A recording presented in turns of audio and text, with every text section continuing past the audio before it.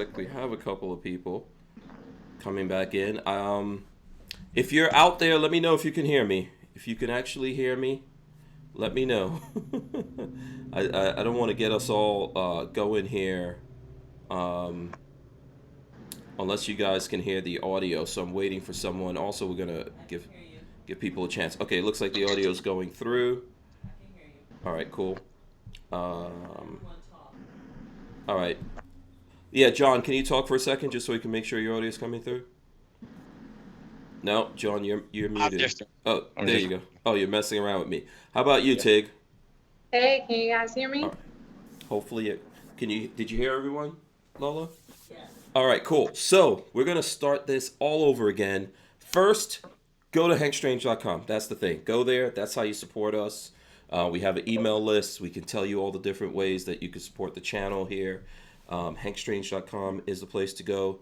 You can find out about Lola's deals, daily deals, all that kind of thing. Also, go to Ballistic Ink. That's our merch store, and we have the Gun Nerd shirts that are out, as well as like the logo shirts. We've got a new blaster logo that's out there. You guys could go check that out, as well as Lot Lao, which stands for Lifestyles of the Locked and Loaded, which is this channel. So everyone can go check that out. All right, I think we got that out of the way. I know I'm waiting for folks to find us here that we started this all over again. So I will drop the open right now for the people that we have out there. If you don't mind, help me out. Smash the thumbs ups. Share this. Tell people that you know that we started a whole brand new thing and it's over here. Let me see. Let me start the open. Let's start with that. Welcome Boom! back to the Hank Strange All right. Situation. For those of you joining us, make sure you subscribe, thumbs up, ring the bell so you can be notified every time we go live.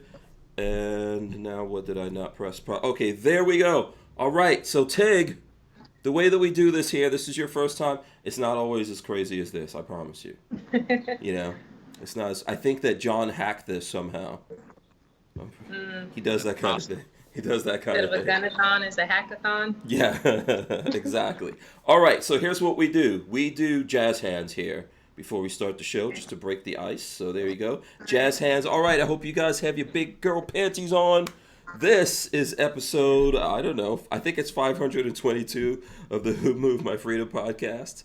And our special guest is Marchelle Tig Washington of My Sister's Keeper Defense. Wait, did I say that right? My Sister's Keeper Defense. That's correct. Right? It's not, there's not plural on the keeper.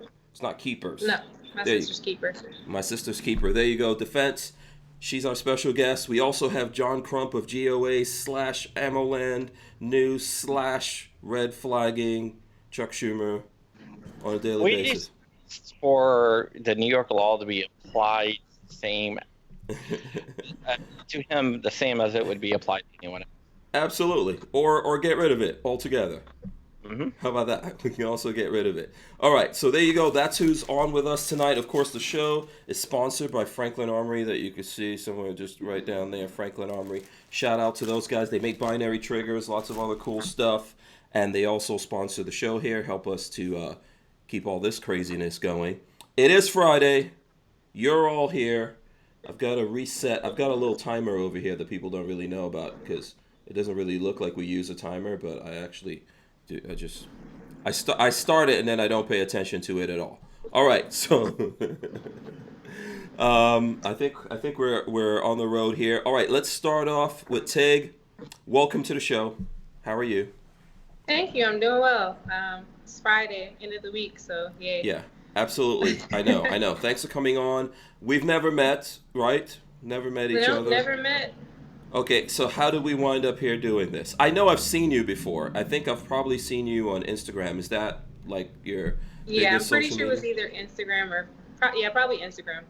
All right, awesome. Well, thanks for coming on.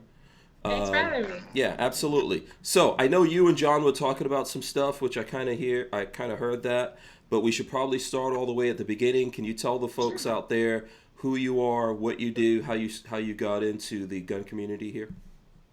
Yeah, so I'm an Army veteran. I was in the military, and when I got out, I needed a job, and I ended up working at a gun range in Atlanta. That's when I fell in love with shooting, fell in love with, teaching, coaching, and being that inspiration for other women who wanted to get into firearms. I am a sexual assault and domestic violence survivor, and that's what prompted me to help women specifically, because I know there's a lot of women out there who are survivors as well, and they need a means of self-defense. And for me, that means is firearms. Okay. I'm also a USCCA staff instructor and business development specialist. All right. Very cool. So, wow, there's actually a lot of different things going on in there. Yeah.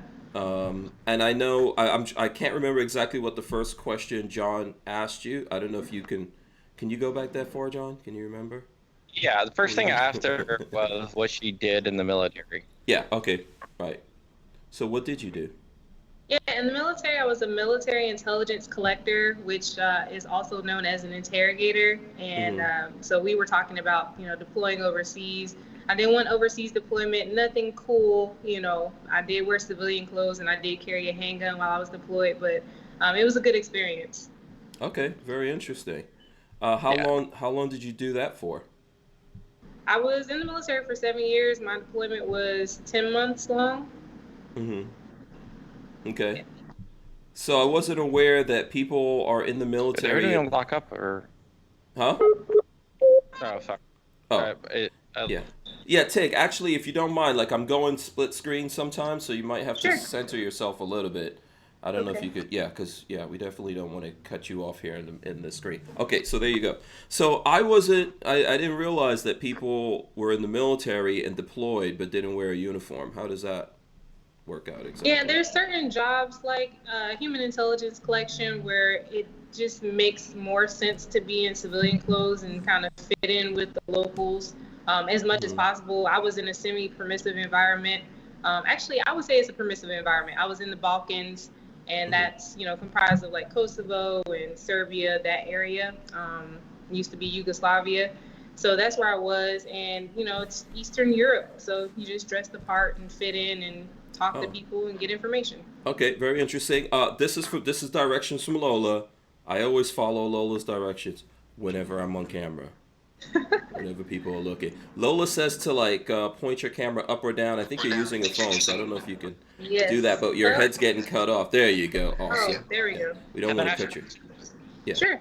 I know a lot of interrogators, like when they go to Afghanistan and stuff like that, they take up a local name. In the Balkans, is that the same? I don't have any experience with interrogators. Yeah, some people did use different names. It just kind of depends on what your specific mission is. But, it's a part of the job, I guess, is just blending in. So, yeah. I know in Afghanistan they will take an Afghan name or an Arab name. Right. Yeah, some people do. I think most people in my group, they just stuck with some shortened version or some alternate version of their actual name.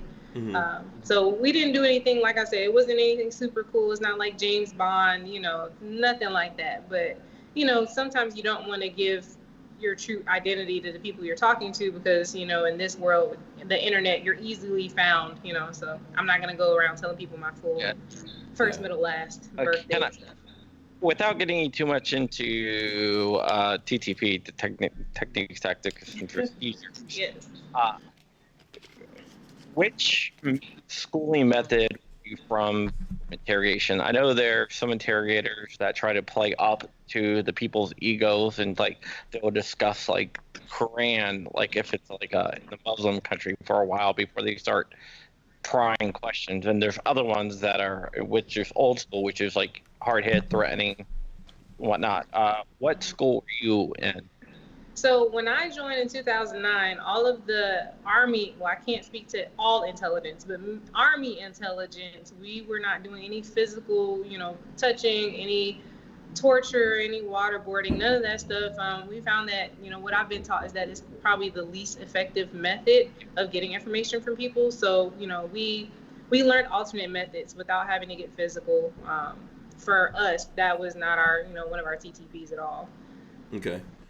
Just to go back over that TTP, what is that? Because John, thank you for showing off. You know all the spook, the spy talk. Congratulations to you.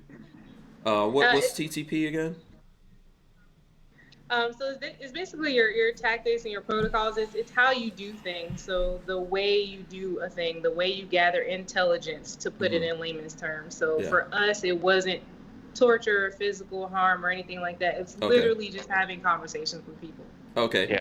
And I know people have some questions out there. One, I want to shout out Franklin Armory guys are out there. They are sponsoring the show. I have no idea if I said that the second time around or not, but thanks to Franklin Armory. So here's my first question that I think of hearing you talk about this. How exactly did you blend in with everyone in the Balkans? Were there a lot of people around that looked like you? No, not a lot of people. And without getting into a lot of detail, there's a lot of different reasons why a lot of different cultured people would be in the Balkans. So. Oh, okay. Yeah.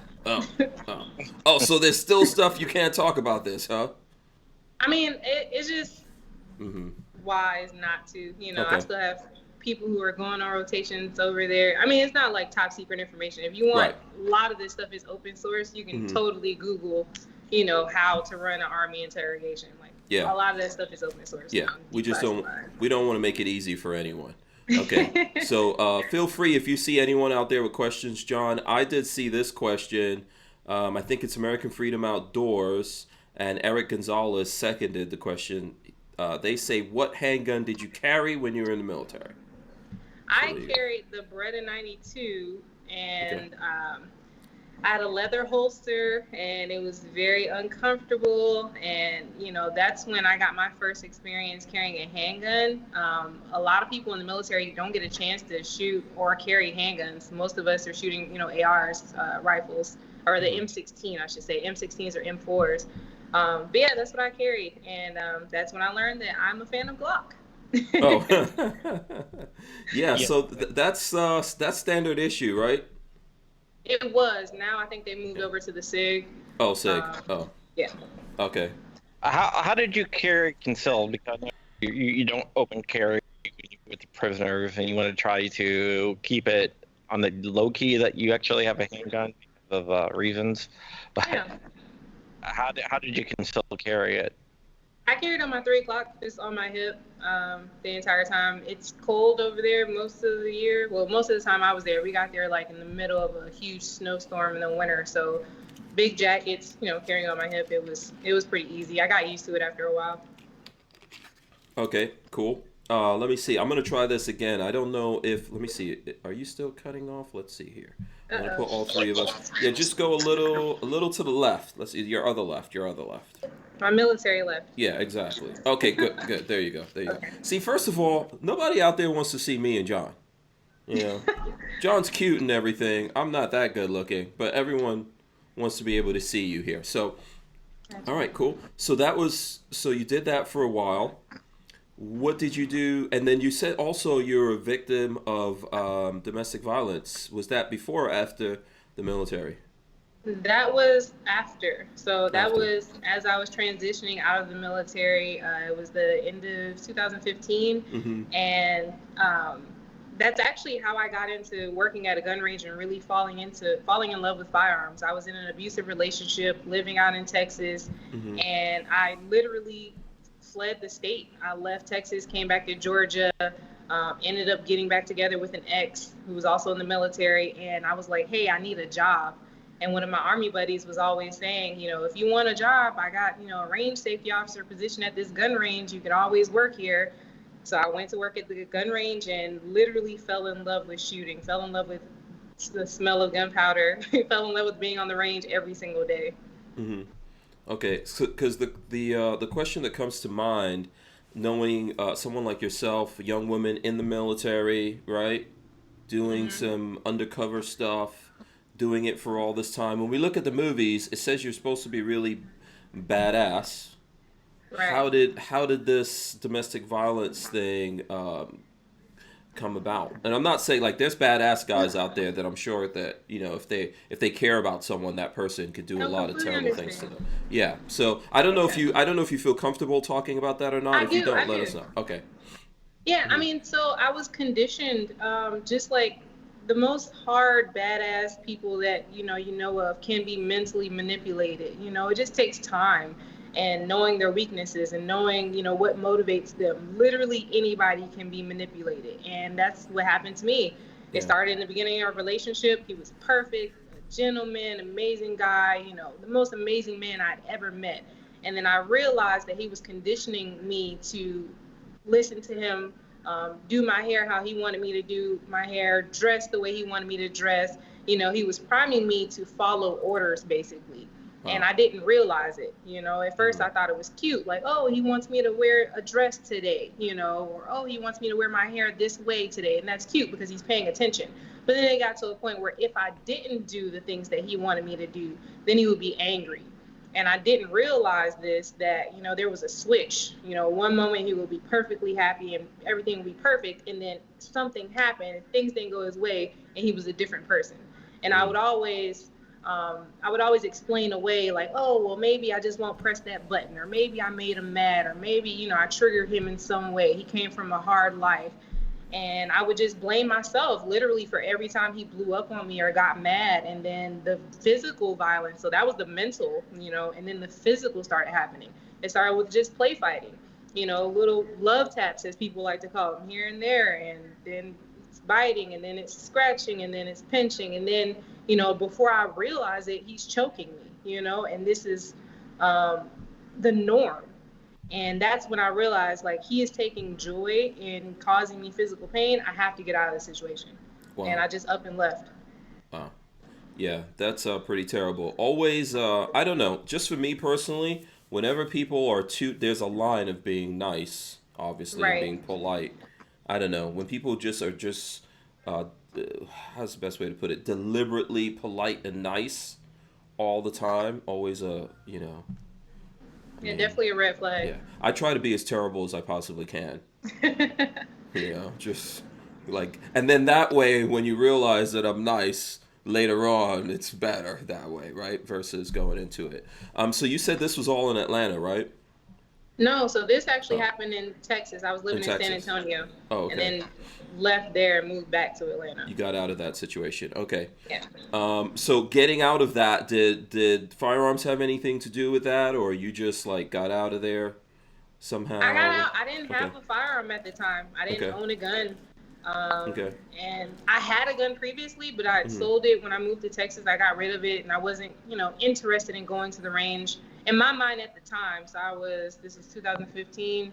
I have no idea how old I was, but in my mind, I was thinking firearms are associated with my military experience. So guns, I carried it while I was deployed, but I didn't realize that I could carry, or I should carry, every single day, stateside. I didn't associate the two until after that situation happened and I started working at a gun range. Oh, okay. But everyone else carried, it's Texas. So literally everyone else had a gun. Yeah. Except for me. Okay. I realize this might be impolite. How old are you now? I am 28 years old. 28. I'm a 91 baby. Awesome. Man, the 90s. I think I still have underwears. I still have underwears from the 90s, actually. Yeah.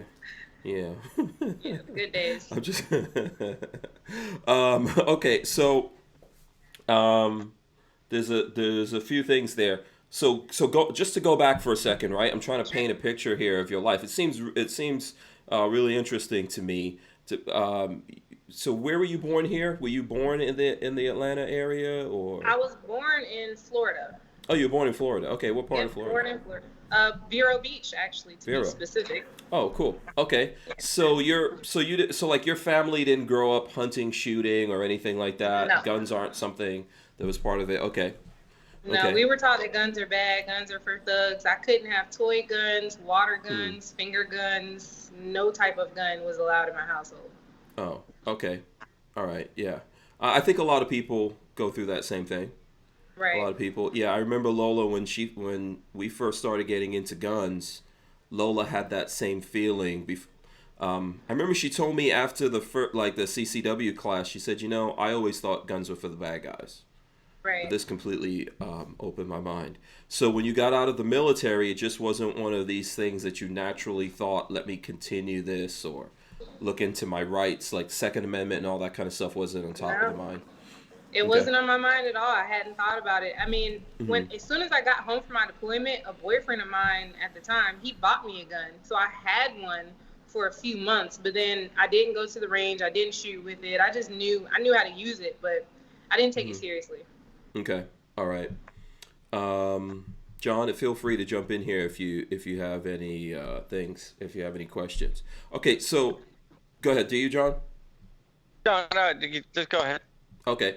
So so you wound up working in the range in Texas, right? No. So No. the domestic violence situation happened in Texas, and then I left there and went to Atlanta. Okay. Went back to Atlanta, where I've been living before I moved to Texas. I went working at a gun range there, and that was December 2015. I started working at the range, fell in love with it. They sent me through some NRA courses, and that's when I knew, like, all right, this is what I have to do. Like, there's nothing else I care about in life but being a firearms instructor. Oh, cool. Is that when you started posting stuff on the internet, the interwebs? It was later that year. So by the end of 2016, I did my first photo shoot. Some of the pictures that you guys can, like, if you Google me, you'll see, you know, me with the AR, me with the pistols and pointing at the camera. That was the end of 2016. That's when I registered my LLC. Okay. All right. Very cool. Let's see what questions do I have. Okay. Eric Gonzalez says, Tig, since you're a Glock fan, which Glock do you carry? So we'll get that in here. Sure. So it depends on the weather, but most of the time I'm either carrying my Glock 42 or my Glock 19. Okay. You don't Glock 43 at all? I had one. I just gave it to a friend as a gift for them to have, but I'll be buying another one soon. Yeah. I think some folks want to know which gun range in Atlanta. You're not there anymore, but which gun range was that in Atlanta? It was Quick Shot Indoor Shooting Range is where I worked in Atlanta. Quick Shot. Okay, Quick Shot. I'm trying to think if I don't know if I ever went there. Okay, so so now where are you?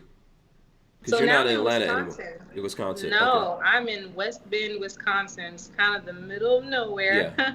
But we're about 45 minutes north of Milwaukee.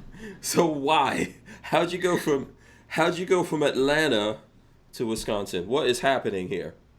I moved up here to work at the USCCA headquarters. Okay. So I got an outside sales rep job with them back in October of last year. And, you know, honestly, I saw my sights, you know, set on training, but, you know, being sales, you know, I got to do what I was already doing. I was already telling my students about legal protection. I was already telling them, you know, all this information they needed to have.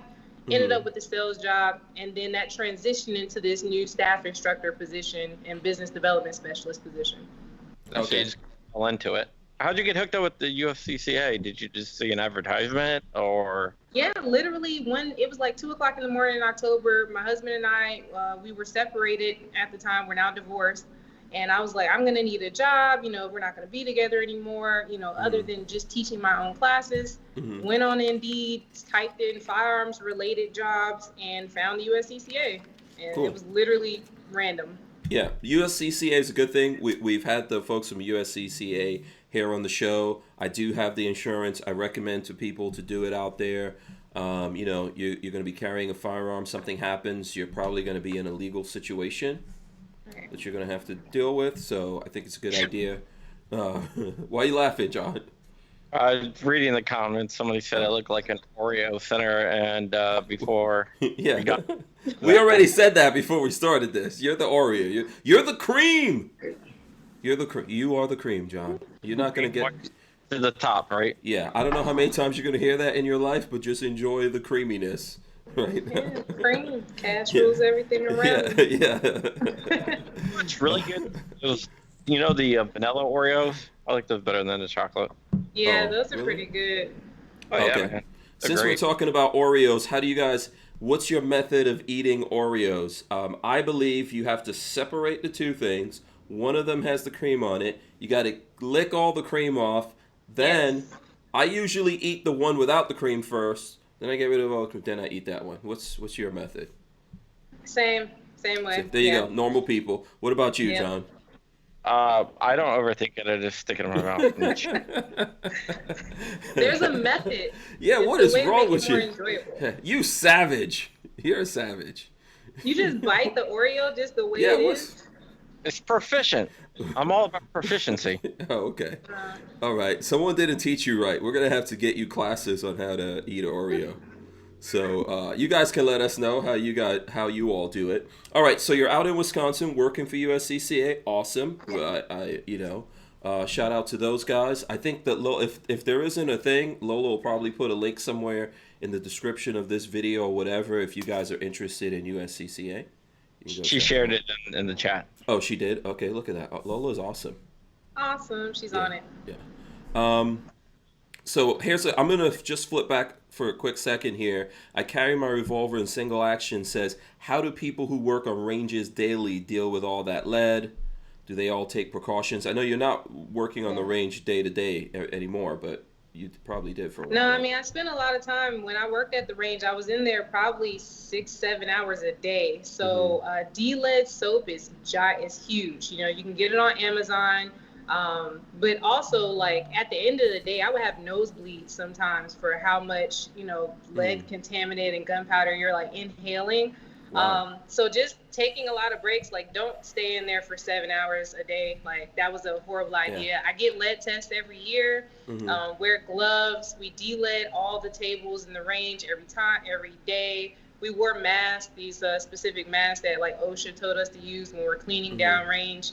Yeah, it's a big deal. Like, if you're breathing that stuff in all day long, you could get sick, I guess. Yeah. So, yeah.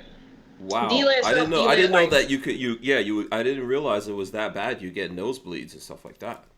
Yeah, if you stay in there long enough, like, your nose will start to bleed. It just gets really dry. Okay. Yeah. Yeah. Oh wow. Okay.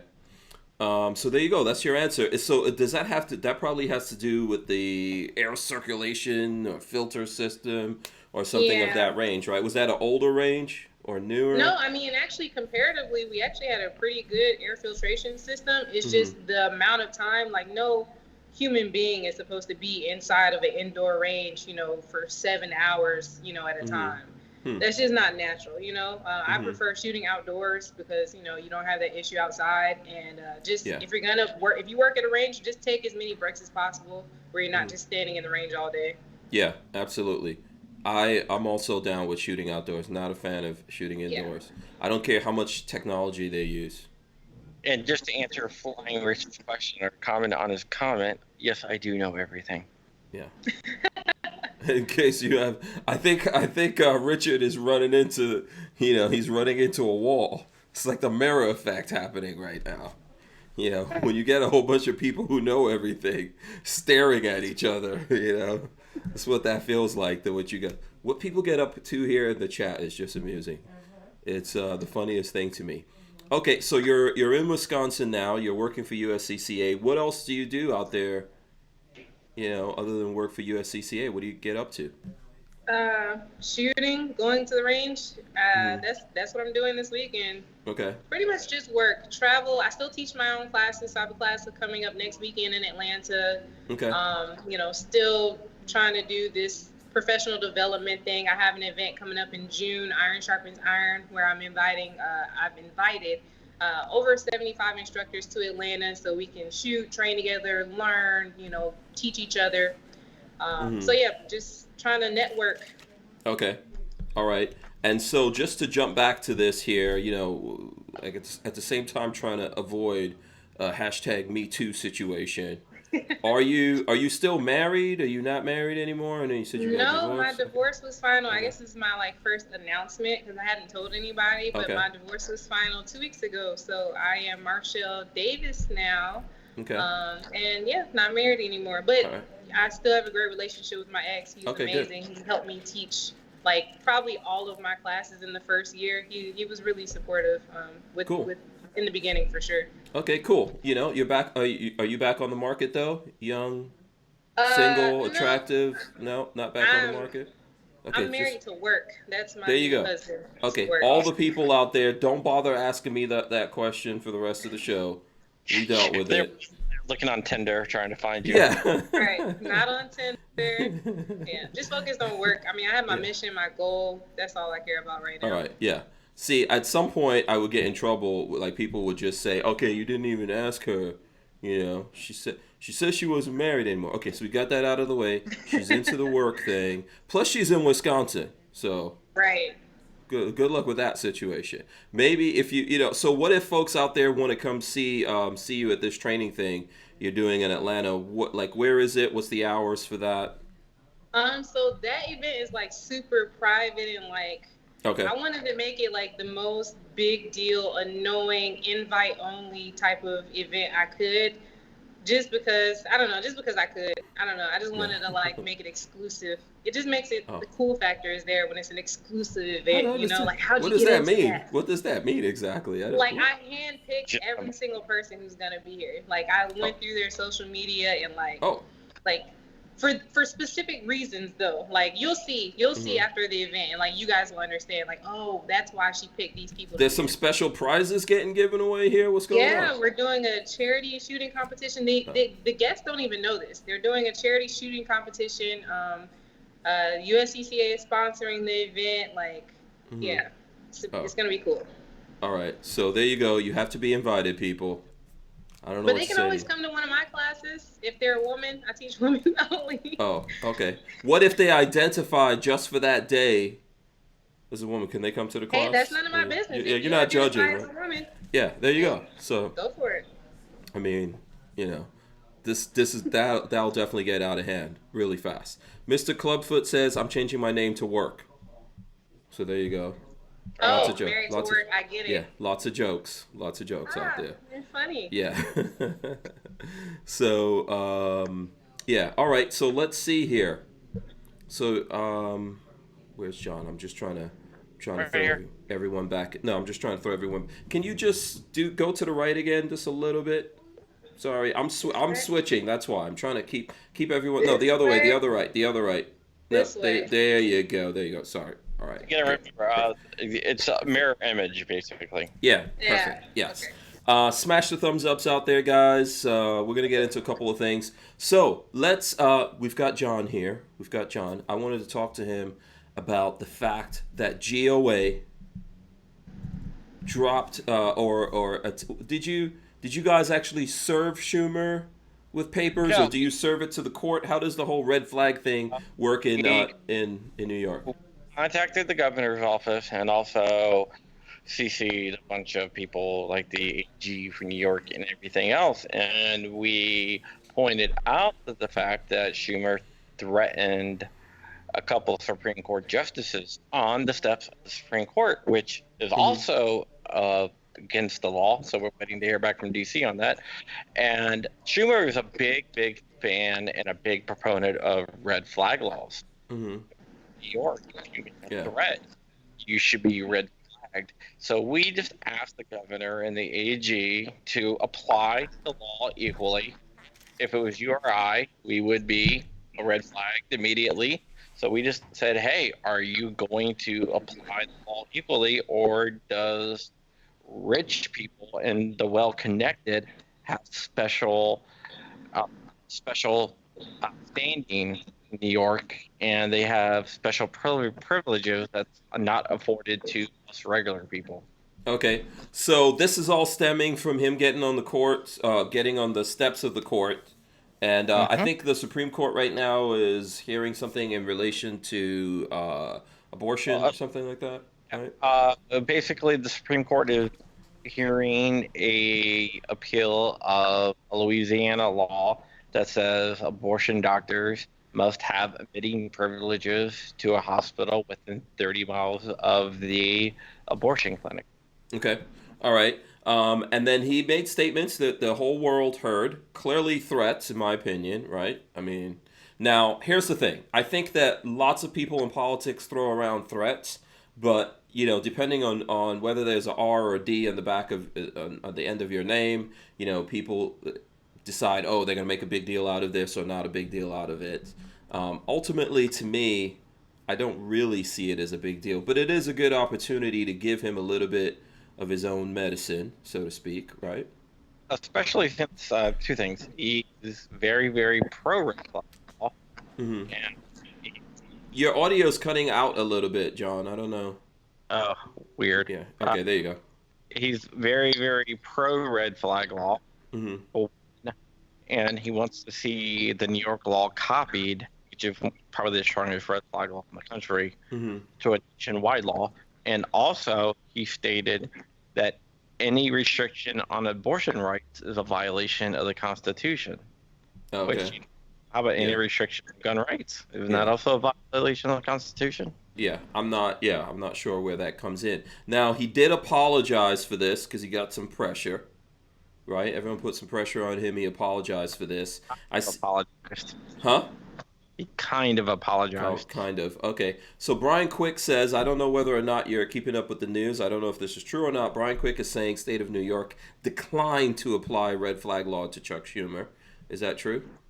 I don't know. I haven't checked that out in a couple hours. Oh, okay. All right. So if you get a chance, if you can, while we're here talking, check up on that. Something says to me, I don't think they're gonna waste their time trying to apply this to Chuck Schumer. And if so, this law should not even exist then.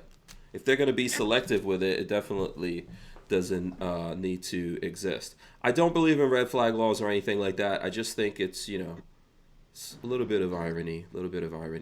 If this did apply, do you think they would actually take the guns away from his... I don't know if Chuck Schumer has any guns. He probably does.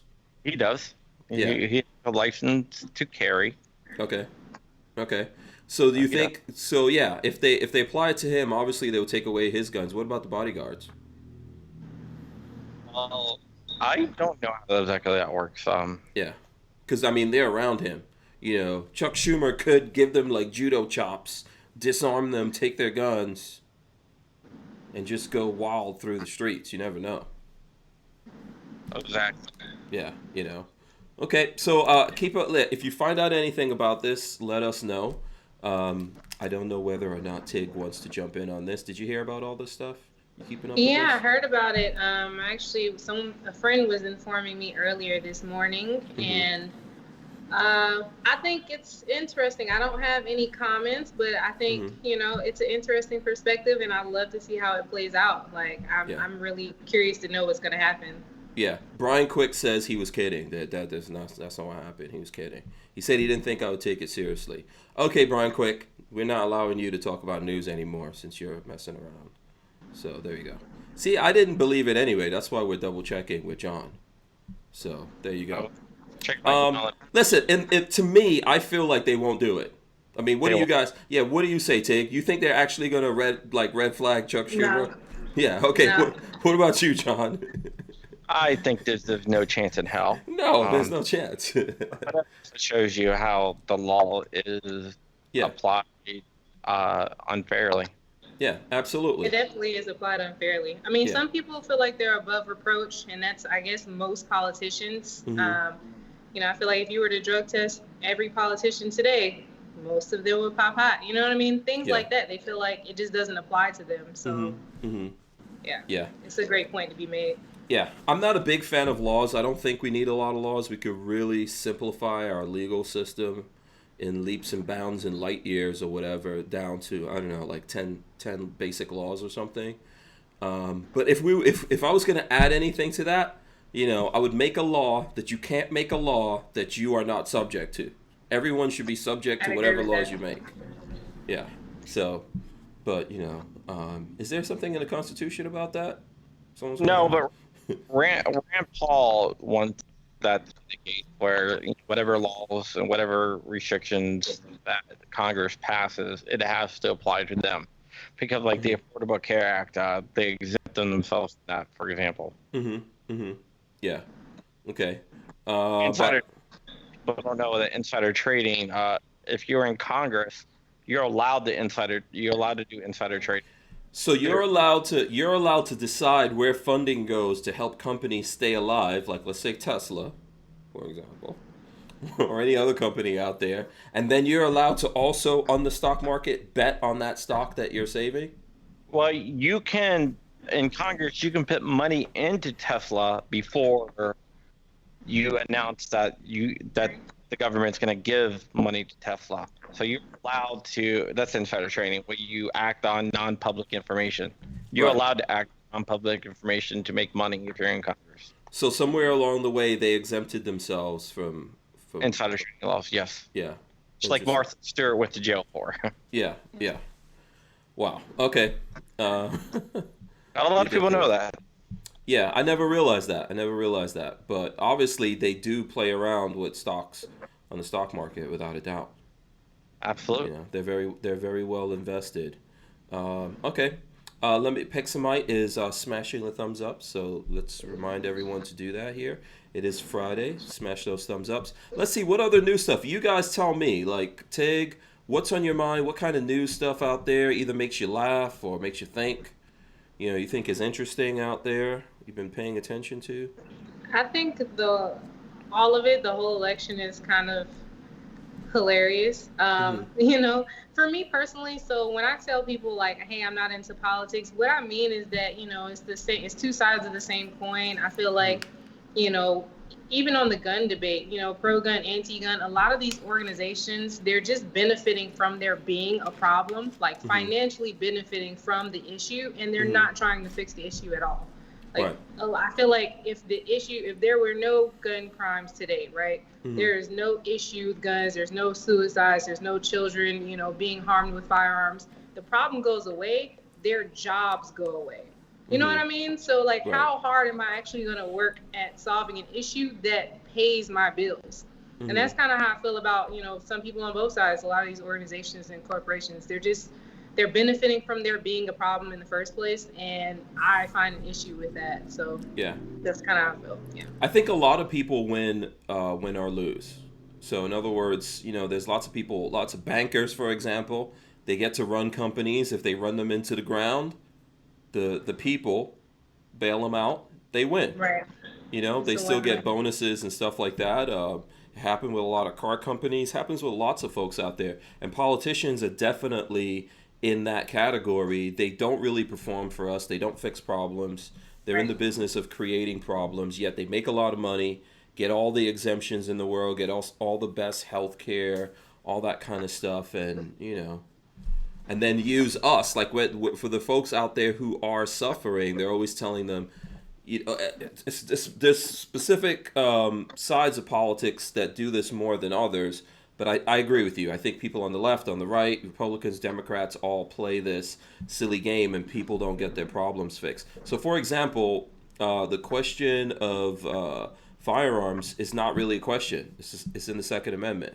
Right. You have the right to say, I don't like guns, I'm not going to buy any. No one's forcing you to own them or carry them or use them. But also, it's a set right that we should, you know, why are we infringing on it when it says don't infringe on this? I agree. Yeah. I mean, it's a human right beyond the Constitution. We were all born with the right to defend ourselves, period. You know, like no man, woman, or piece of paper can take that away. No man, woman, or piece of paper gave me my right to carry a firearm. You know, but we have to understand, wherever we are, there are consequences to, you know, exercising that right, which I don't agree with. You know, I don't agree with, you know, me as a human being on this planet defending myself or carrying a tool to defend myself being penalized for doing so. I think that's wrong. Well, if you look at the Constitution, the first 10 amendments of the Constitution is the Bill of Rights. And if you read it, those rights are, it says those rights are from the Creator, whatever you want to believe that to mean. That's what it means. It's acknowledging the rights. That's why a lot of times the first 10 amendments are referred to as a document of negative liberties, because it's not taking away or giving us liberty. It's taking away. It's setting limits on the government, saying this is what you can't do. So it's negative liberties for the federal government. That's why sometimes it's referred to as a document of negative liberty. Okay. All right. Your audio is still coming in and out a little bit there, John. I don't know why. Yeah, I'm not sure. Okay. By the way, shout out to Walter from Safety Harbor Firearms. I see him in the chat. He's usually here on the show with us, Tig. He's in the chat. He says all the leftists are circling the Creepy Joe wagon. So there you go. That was from Walter. That was from Walter. All right, let's see other things going on in the news. I saw, you know what, before we came on air, there was this news breaking out of New York City, which I grew up in, and I still have family there. of a 15-year-old girl getting jumped by a bunch of people in the street for her her money, her phone, and things like that. So as a 15-year-old girl, there's this video of, it looked to me, I'm gonna say at least 15 guys just kicking the living crap out of her and taking her stuff from her and then walking away with her stuff, and she's in the hospital right now. I know you guys probably haven't had a chance to see that, but we've seen this kind of thing before. What do you guys think about that?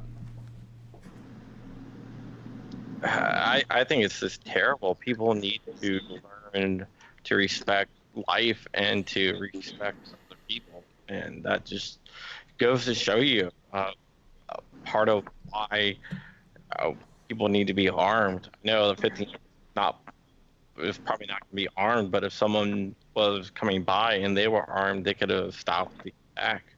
But in New York City, it's almost impossible to get a gun permit. Yeah, it's impossible to defend yourself. Almost impossible, yeah, I should say that, legally in New York City. What do you think about Right. that kind of stuff, Tig? I don't know if you've ever seen this kind of thing before. I mean, I've seen it in the news. You know, people send me stories of women being attacked almost every day. And for me, firearm is the great equalizer. You know, my physical strength, the strength that I was born with against any man's physical strength, you know, there's a disparity of force there. It's not equal. So for me specifically, the firearm, you know, my gun versus your gun, you know, that levels the playing field a little bit. And that's why I always advocate for, you know, using firearms as for self-defense. So Yeah. I think it's horrible. It shouldn't have happened. I really wish people would just leave other people alone. But there's evil out there. Evil exists. Predators are going to continue to be predators, and I feel like it's our job to make sure that we're not easy prey. Yeah. Now, obviously, like a 15-year-old girl, you know, any 15-year-old in most places, including Florida, they're not going to be able to take a gun to school with them or defend themselves.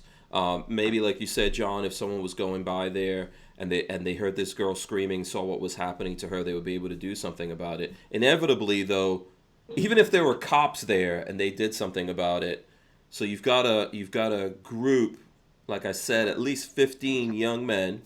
In this case, young black men.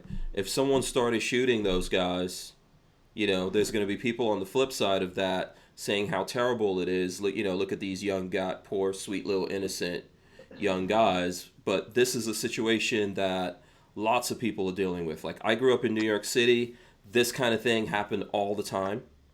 I remember when I was in high school in New York City getting jumped by a bunch of people. It was actually so many people, and they were piling on top of each other, that me and my friends, we crawled out of there, and they didn't even realize that we weren't there.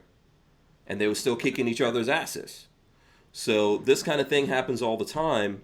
You know, what do we do to stop this kind of stuff happening? Because if people were there and did something about this, then they would be the bad guys. I think people need to just be taught. I don't know if it's teachable. I'm not a parent, you know, but I think it starts at a young age to respect life. You know, just in general, I feel like there's just this disregard for human life going on. And, you know, some people like to blame video games. I don't think it's video games. I listen to the most violent music and I played the most violent video games, and I'm not a violent person, but my parents taught me to respect all life. Period. So I think maybe that's something that starts when people are children, and then learning healthy outlets for all types of mental. I don't want to say people have mental health issues, but just general, you know, letting your stress out in a positive way. For me, it was playing basketball or volleyball. You know, some sort of resource, something else productive to do. I feel like when especially young people are left to their own devices, they end up doing a lot of stupid things. So yeah. We have to teach morality. Yeah. One of the things that's really missing is morality. Parents don't really teach it anymore. They don't teach it in the schools. Yeah. So I think that, you know, one of the things here is that, yes, like you said, parents don't teach it anymore. They don't teach it in schools necessarily. Everyone has a different set of morals.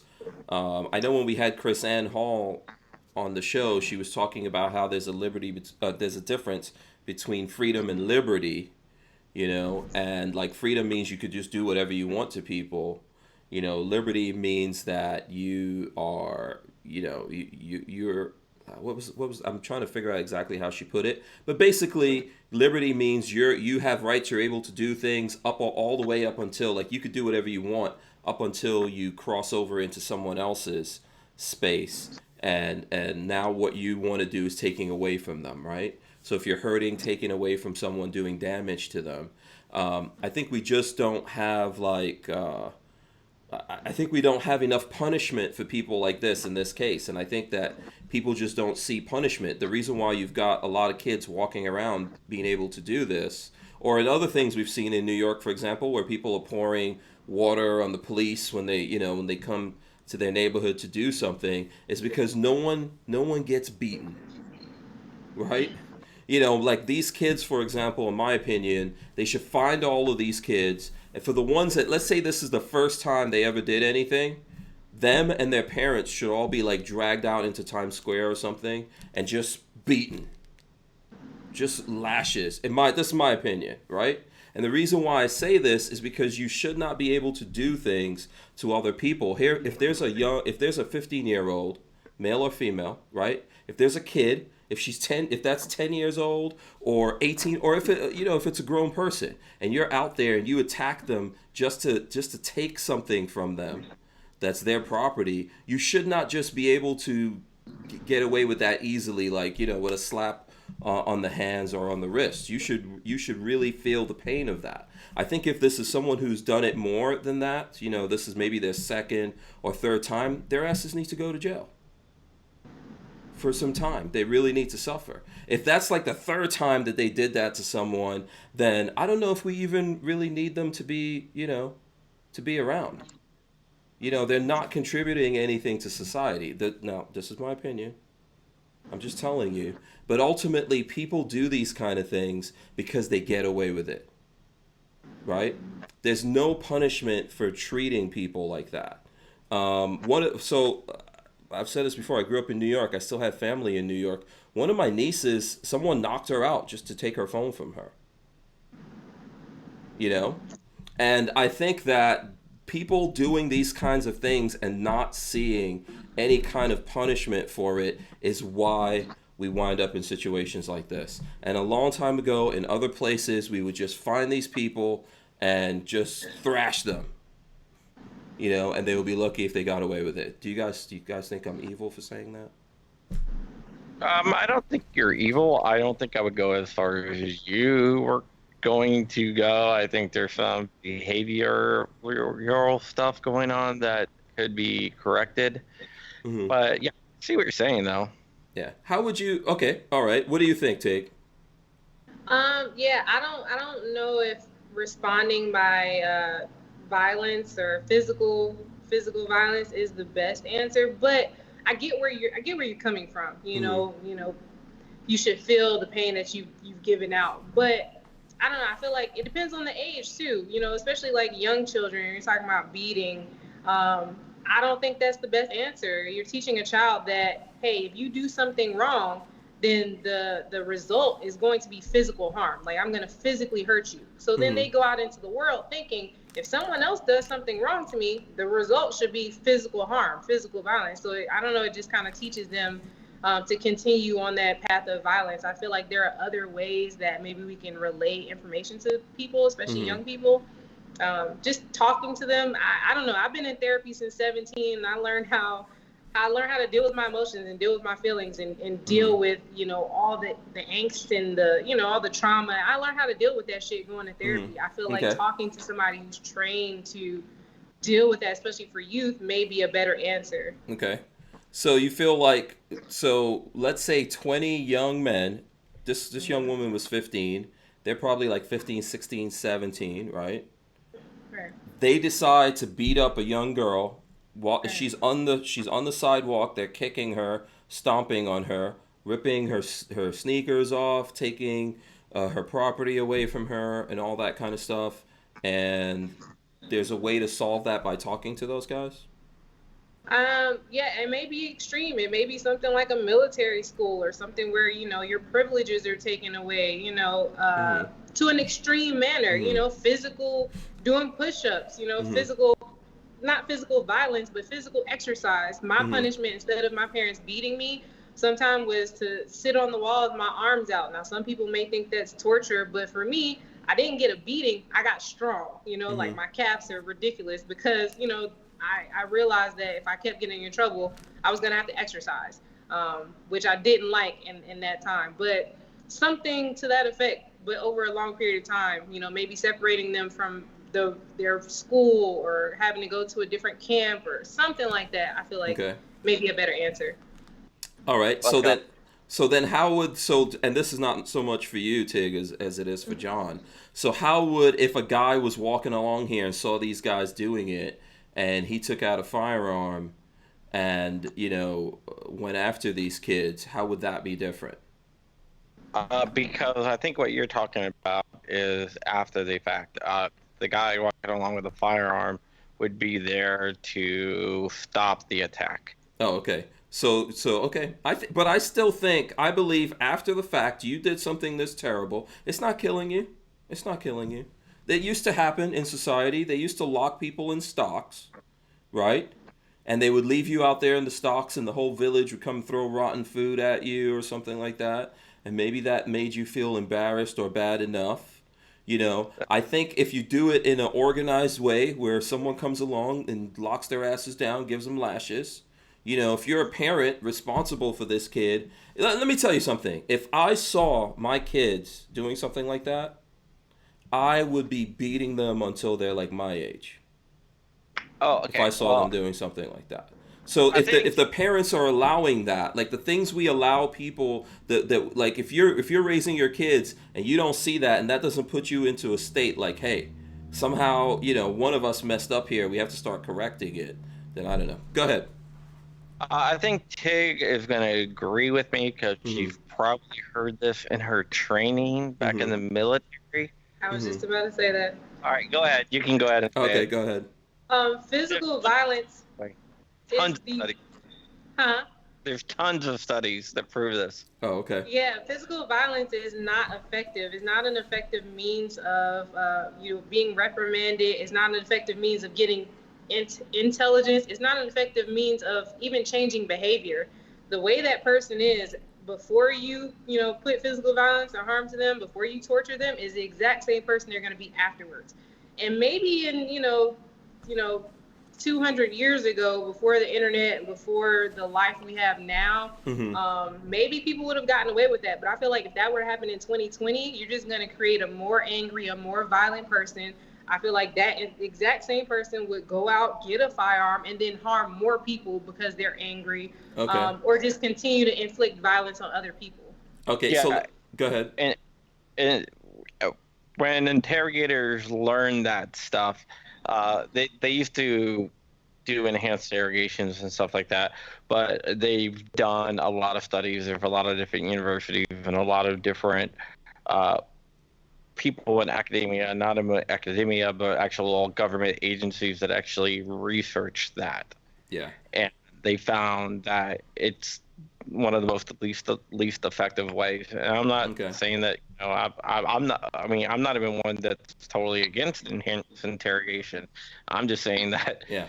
So how many people do you guys think? So I understand like something in the military, getting information from folks. That's one thing, but what we're talking about here is basically all over America, there's kids, teenagers. They're not really little kids. We're not talking about little kindergartners or anything here, right? We're talking about what in lots of societies, including ours, should be considered men in our society, but it's not. But in lots of other societies around the world, we're talking about men, right? And women. Right. So, what do you think it's really going to benefit? Like, how are those people going to change if you sit them down and give them a good talking to? Meanwhile, someone's daughter or someone's son just got the living crap beat out of them. Well, we're not even talking about like just giving them a talking to. I mean, there's punishment, but physical beating them is where you build up defiance. Okay. Maybe. I think ultimately, if they keep doing those kinds of things, we don't even need them to exist with us on the face of the planet. That's because for example, okay. Do you have any kids? No, I don't have any kids. You don't have any kids. Okay. John, you do have kids. I know that for a fact. Yes. Yes, because I've helped you sell the Boy Scout cookies or whatever. Or Actually, that was a ruse. All the money went by ammo. Oh, sure. I believe that. I believe that. How would you guys feel? I'm sure, Tig, you can imagine this. How would you feel if it was, I'm sure you have do you have a sister, a little brother? Yeah, Something I like mean, I that, have nephews? 9 nieces and nephews, so Yeah. a lot of kids. How would you feel to watch them get beaten up like I that? would be furious. I would be extremely upset if they were beaten Okay. up or harmed in any way. Right. But you still, because of what you guys are saying here, you still think it would be like effective.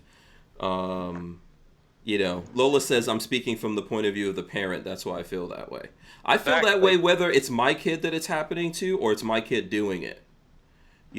I would feel like talking and all that kind of stuff failed. And once we get to the point where all of that failed and you're now affecting the rest of us in society, we have to go to another level. Otherwise, we're just going to have a bunch of people that know what they can do. Then someone's going to sit them down somewhere and talk to them, or maybe give them some drugs or something like that. And then they're just going to keep doing that thing. And meanwhile, and the people who don't want to actually do anything about it will be the ones who actually suffer in society. Yeah, I think there's a difference between pure evil and a misguided person. Mm-hmm. So there are people in this world that are purely evil. No amount of talking, physical harm, prison, jail, nothing is going to change them from being just purely evil.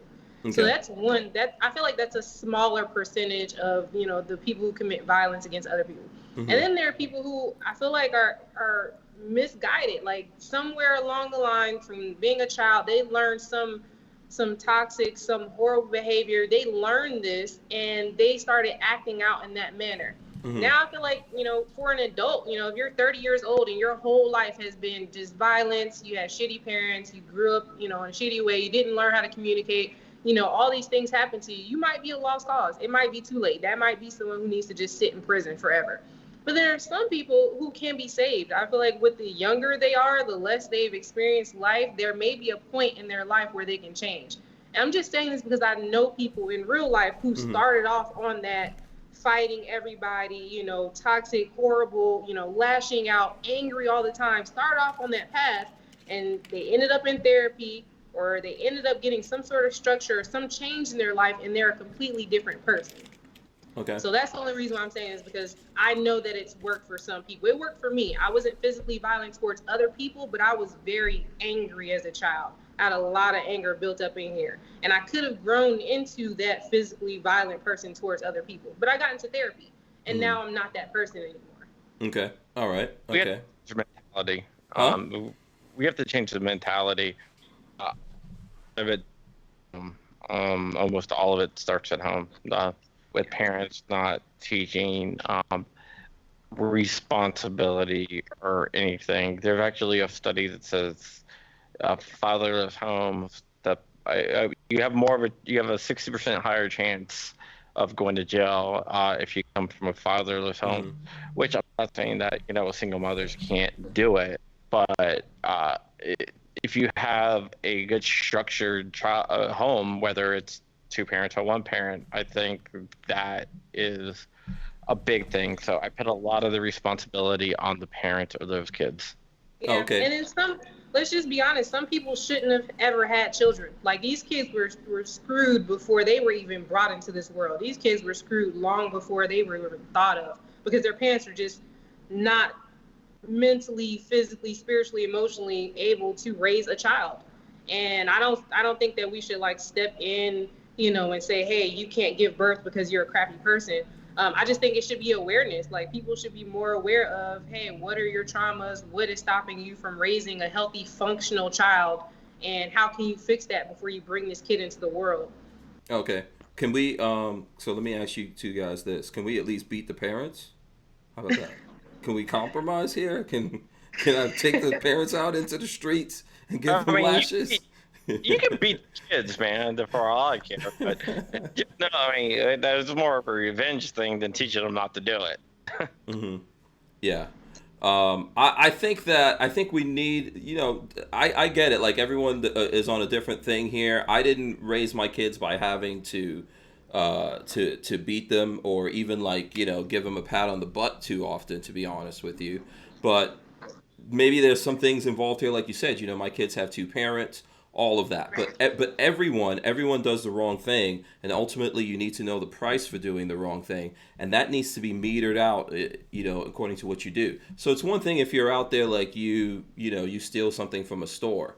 It's a completely different thing when you decide to get together with a bunch of people and start beating the crap out of another human being that no matter what you guys say and no matter how much therapy that human being gets, they've just been physically scarred forever. I think people should walk away from that. The people who did that should walk away from that with a couple of scars and maybe some therapy or drugs or whatever else it is. Like I said, I mean, you can beat them if you want for like revenge. I have no problem with that whatsoever. But you asked, how do we prevent them from doing it? And that's not how you do it. Prevent them from doing it. So. Oh, okay. I don't. So then I don't think there's. I don't like my thing about it is I don't think there is any way of preventing it, because like I understand what the conversation about talking to people because or having conversations with people or helping them work through their things. Ultimately, you can only help people if they want to be helped. That's true. If you want to help yourself, then someone talking to you can help you. Otherwise, you just play the system. And the rest of us have to live in the system. And I think the problem about this, I'll just give you guys an example. It's like with socialism, right? Or welfare. If most people are on that, the people who are working and paying for that eventually are going to start looking at it like, why am I working? Why am I doing this? Why am I the only person who's out there when someone else is not doing it and they still get a home, they still get food, they still get clothing, they still get cars and cell phones and all that kind of stuff. And I'm here like getting up every day at a certain time, going to work, putting in my time and all that, paying taxes, and I'm paying for it. You know what I'll do? I'll just start doing what everyone else is doing. I think that's the way that most human beings will go. And if we really want to live in like a polite society, we have to figure out where we're going to fix it. Otherwise, we're fixing it like person to person every single day. But anyway, I mean, I don't think we'll ever live in this will never be a utopia. Violence will always exist. Bad things will unfortunately always happen to good people. Like that's the unfortunate reality. There is no punishment. There is no law. There is no marching. There is no voting. There is nothing that's going to eliminate all violence and all evil from the world. It's never going to happen. What we can do is we can try to better prepare ourselves from being, like I said earlier, the victims, the prey. We can better prepare ourselves and, try to start from birth and making sure that some of these people who are not purely evil, have an outlet so that they don't end up taking out violence against other people. Yeah. And then also, if I had like a 15-year-old daughter, like in this case, I would want her to be walking around with a couple guns. Yeah, for sure. Because if she has to, regardless of being 15 or whatever age, if she has to run into 20 dudes, I would rather she just take those 20 dudes' asses out then. Since we can't flog them, or anything like that. We can't beat their parents later. A knife? Can 15-year-olds carry knives? I have no idea. Yeah, I don't think that's gonna help you though. But in New York City, no. Oh, okay. Yeah, New York City definitely not. The law says it has to be a blade under 3 inches. It cannot be a tactical knife, whatever the hell that is. Yeah. So. Yeah, it's a tough thing. All right, I just wanted to see where you're at on that. I'll move on now. But we'll revisit this one of these days.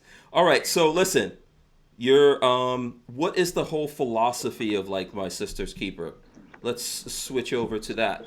What's your philosophy when you're training people? So my business, I actually just rebranded. So my business used to be called Trigger Happy Firearm Instruction. And, as you can imagine, some people were not receptive.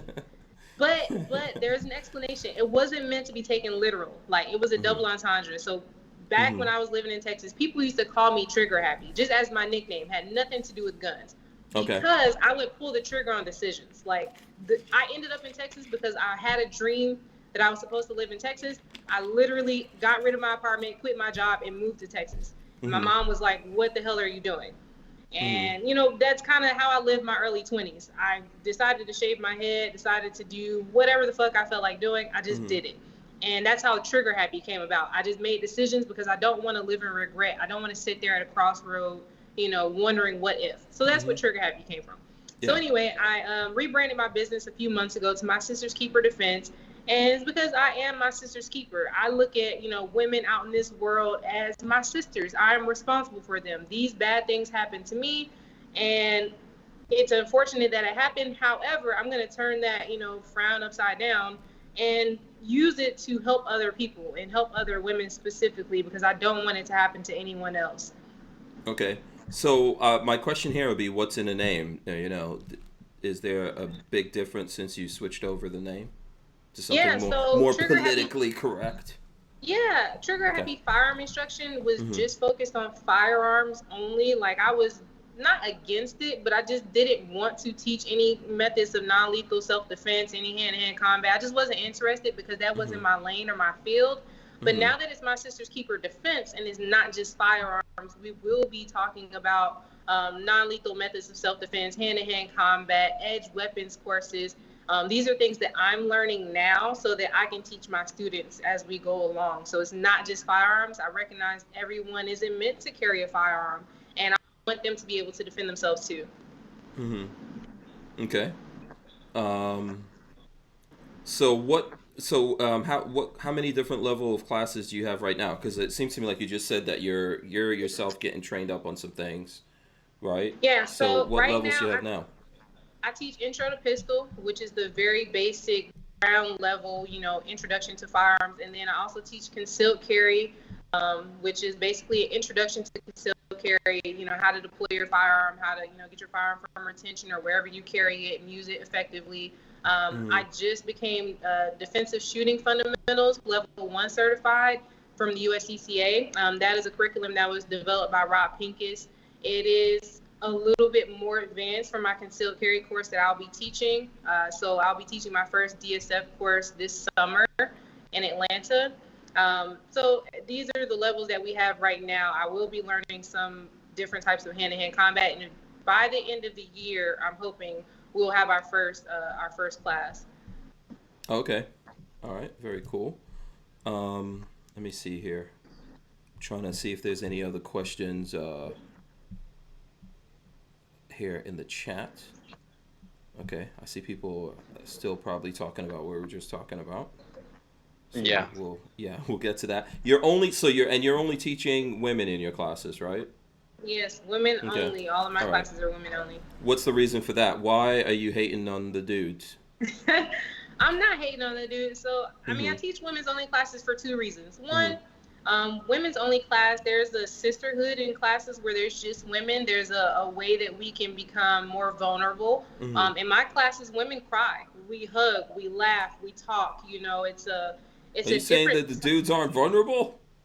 No, not in firearms classes. I've been to a bunch of classes where I'm the only woman, and you're not going to get that, you know, huggy, touchy-feely, you know, I love you, you love me type of environment in a co-ed class. It's just not going to happen.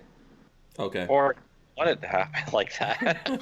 Yeah, I mean, guys don't want to sit there and have a woman next to them cry and say, oh, I'm here because I was just attacked. You know, men aren't going to be receptive to that. So in my classes, that's where we can cry together and, you know, let it out. It's almost like a therapy session. Okay. So that's one of the reasons why I teach women's only classes. And the other is because how many black women instructors do you know? Black women firearms instructors? I know, let me see. I know one other one that I could think of more immediately. Yeah, so it's not, we're unicorns. It's rare. So because of that, I feel like I want other women of color to understand that, hey, you can carry a firearm, you can defend yourself. This is not taboo for you because you're black, you know, or African American. Actually, I think I know more than that. I think I know like 2 or 3. Sorry. I know about 3. Yeah, and I think I know.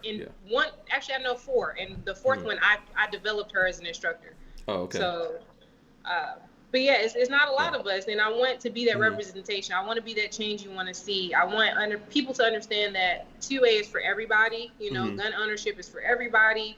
Self-defense is for everybody. It's not just, you know, older white male like we saw, you know, 20 years ago. What are you trying to say? No, I'm just saying, that's what you think of when you think gun owner. And now I want to change the narrative. Like, everybody can own guns. Everybody should if they're mentally and spiritually, capable. Yeah, Yeah. it's for everyone. So when you train, do you train with only women or you train with men? I train with men and women. So Okay.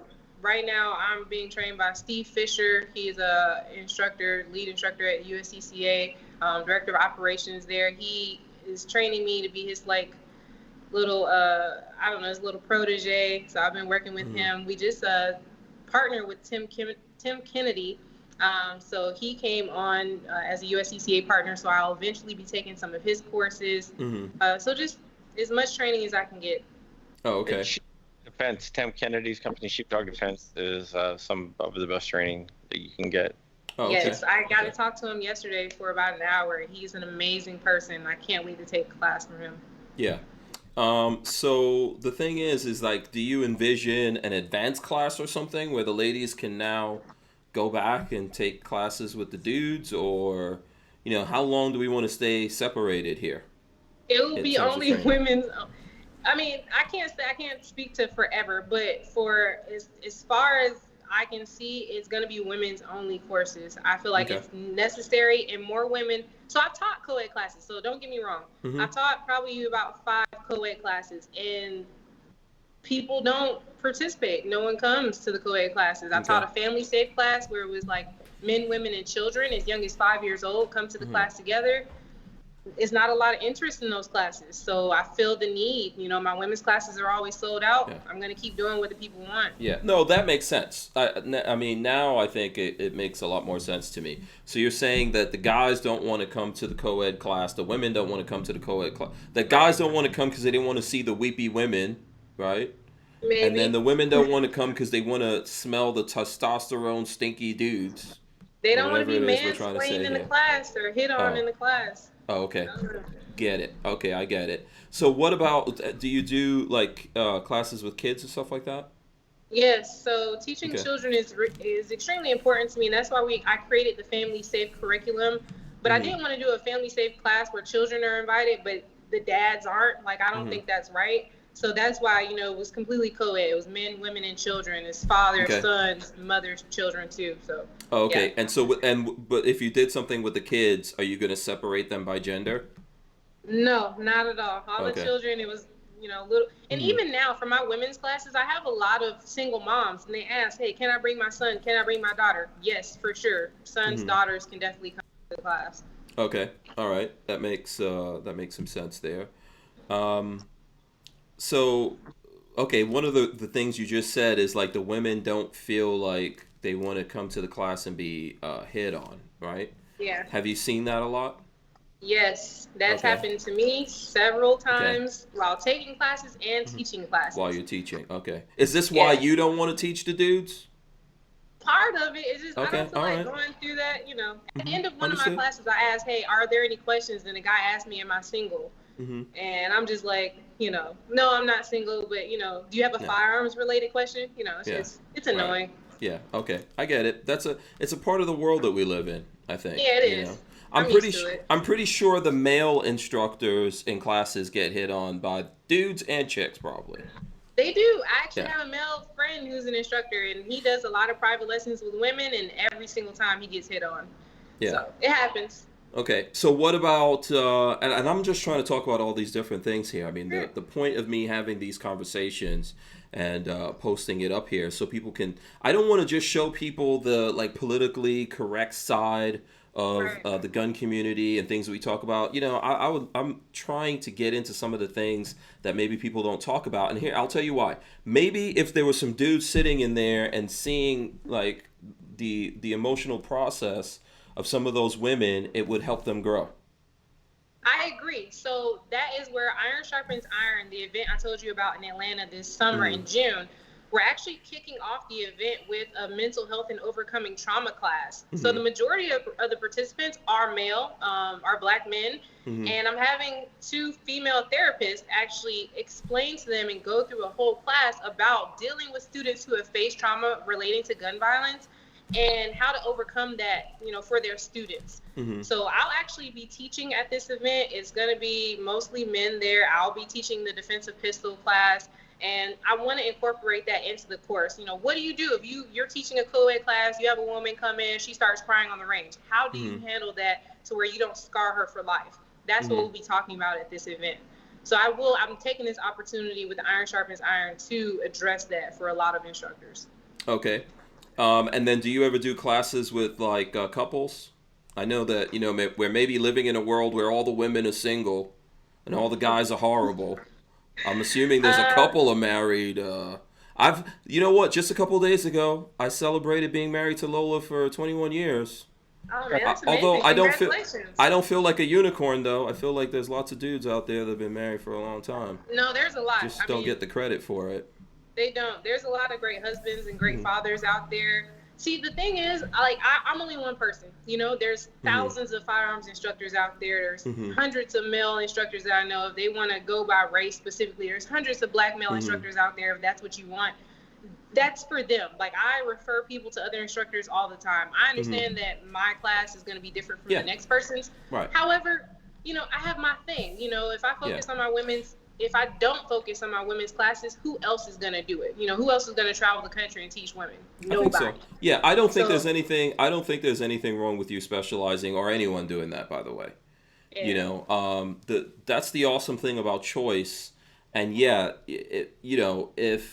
what the barrier is here is that there's lots of women out there that are kind of like intimidated by the whole gun community or getting into training, which everyone needs that, right? If they're intimidated by that, and the way to get into it is by taking a class with someone like yourself, and then that like kicks them off, and then eventually they start to feel comfortable, or they come into their own. That's better than not having them at all, because they're like, you know what, I don't want to mess with these, with these super macho guys. And let's be honest, there's two things going on. One, the rest of the world reflects us as that. Right. Sometimes it's right. Sometimes it's wrong. Sometimes we reflect ourselves that way. So it's not all the media or anything. And then yes, the reality is that there is a lot of like super macho stuff, a lot of crap going on. But there's a lot of good male instructors, and every class I teach that's outside of Atlanta, I teach with a male instructor. So I co-teach a lot of classes. Like in Maryland, I teach with Hardy from Wilson Brothers Armory. Every single class I teach in Maryland, so that after I teach my class, I don't live in Maryland. These women continue to go back and get training from Hardy. So I'm giving him, that follow-up business and, referring these women to him. Same thing with Dallas. When I'm in Dallas, I teach with O from Body by O Tactical. Hey, ladies, I'm here just for the weekend. When I'm done with this class, you need to keep taking classes from O. That's what I'll do for everywhere that I go. Okay. So let me get into this, because we touched on it a little bit here. If it doesn't make anyone feel uncomfortable, John, you can let me know. I felt comfortable about everything. Okay, good. So you were mentioning like guys trying to talk to you and all that kind of stuff. Do you feel you're like in the gun community? Do you feel like a community thing, or? Yeah, I feel like I'm in it's the just a job? Community. Okay, you feel like there's a community, right? Yeah. Okay, so how, from your point of view, how does relationships look in all of that? Do you try to keep that completely outside of this? How do you separate those things as a young person? The reason why I'm asking, obviously when I started doing all of this, I was already married and had kids. Right. But I know I talk to folks all the time, gun guys and girls out there, that, they kind of like grew up in this, or they're in this at the stage where they don't have those relationships things worked out. How does that work for everyone? Because I could tell definitely from the guys, it's kind of tough being out there when there are people telling them, if you believe in guns, if you vote for this person or have this philosophy, then don't talk to me. How do you see all those things?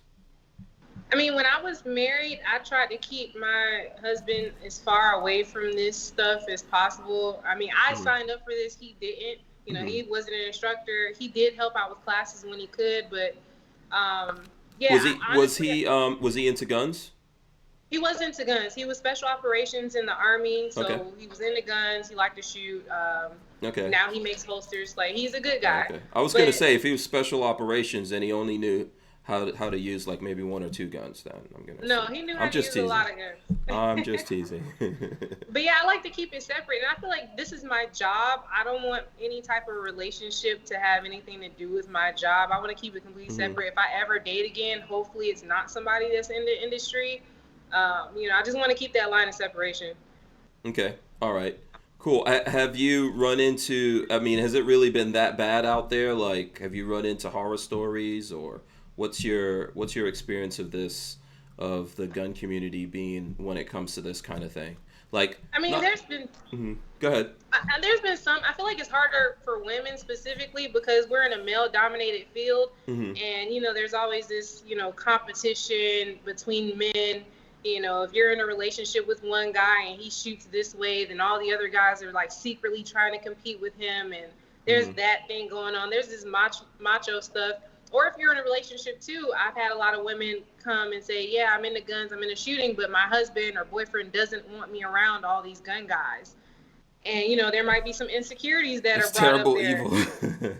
Terrible evil. So yeah. It's tough, but yeah, I want to, if I do date again, I just want a regular guy who knows how to shoot, but is not in this world. That would be nice. Do you think that guns is the kind of thing that you could separate, like going to spin class? So if you have a boyfriend or girlfriend, depending on who you are, what you do, or your husband and wife, do you think this is the kind of thing that you could separate, like, hey, I'm going to spin class, or I'm going to go do yoga? Or do you feel like the whole gun thing is something that to be in this relationship, you kind of both have to take it on, like having a pet?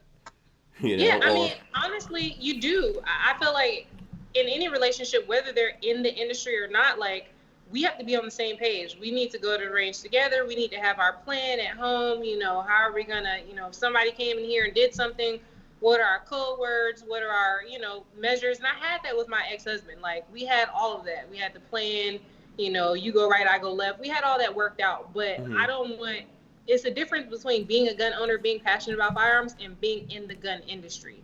Like, it's not the same. When you're teaching classes as an instructor, or you have a firearms-related business, I want that to be completely separate.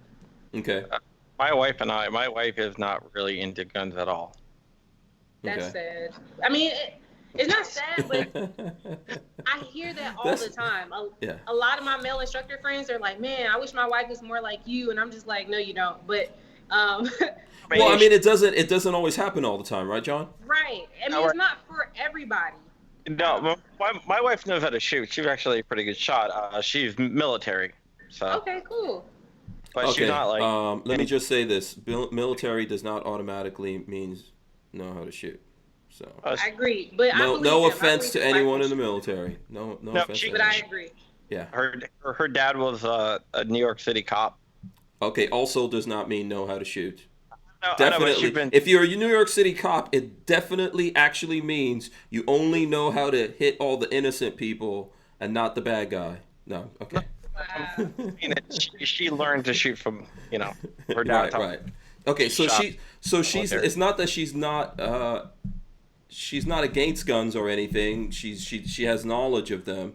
She just doesn't find it. She's not as enthusiastic as you are, right? She doesn't like going to the range or anything like that. She doesn't really. She'll go to the range to like practice, I guess. Mm-hmm. But I go to the range every chance I get. Right. Mm-hmm. Mm-hmm. I mean, she's not passionate about it. That makes sense. It's a lot of women who I know who aren't passionate about firearms. Like, when I wake up at 4 o'clock in the morning or 2 o'clock in the morning, and if the range was open, I would be like, I'm going to the range. Yeah. Can't sleep. Yeah. I mean, I would say to you guys, like, I don't think Lola is as passionate about firearms as I am. But she supports you, clearly. Right. Yeah. And that's really important. Yeah, this is the thing. Lola supports me. She gets out there on the range with me and helps me create the content that we do. She works behind the scenes of that. She does shoot guns and all that kind of stuff. She believes in it, all that. But I just... if you're looking at like the balance of a relationship, you might find someone who's just as, if like your number one thing that you say, what's most important to me? That person better be as into guns as I am. Well, the trade-off for that, they might not really like you that much. You Yeah, know. that's true. So if you get Or lucky, they might not be good at it. yeah, but if you get lucky and you find someone who loves you and supports what you do, and even they have an understanding of it, there's some guys that can't have guns in their house at all. So I know you don't have that problem, John. You know. I don't own any guns. What are you talking about? Oh boy. But Okay. you mean can't, as in their wives won't let them have them in the house? Yeah, there's guys who are into guns. Their wives don't want to. So this is why you hear these kind of questions all the relate. time. Well, there are guys out there that are trying to get their wives into guns so that they could, Okay. so that they can at least like have the gun. Because there's women, or there's even there's guys like that, right? Maybe someone had a trauma in their past life with a firearm. I've met people like that.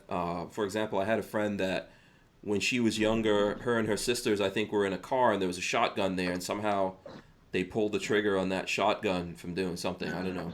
I wasn't there, but it went off, right? And no one got hurt, but it scared the crap out of them. So now they don't believe in guns, Gotcha. right? Because they had that scare. So you have all these kinds of things going on. So I think you're winning if you find someone that at least understands that, and then you try to take it from there. Agree. I mean, a lot of guys sign their wives up for my class, hoping that I convince them to, love firearms. And I tell the guys, hey, stop doing that. Don't surprise her with my class. Like, I'm flattered, but my job is not to convince someone to love firearms. Yeah. My job is not to convince someone to be an enthusiast. My job is to educate. So if they want to be educated on firearms and firearm safety, I'll do that. But if they don't want to be there, they're not going to be receptive to the information. They're going to have a bad experience. And I don't want anyone to come to my class and have a bad experience. Yeah, if you're dropping them into it.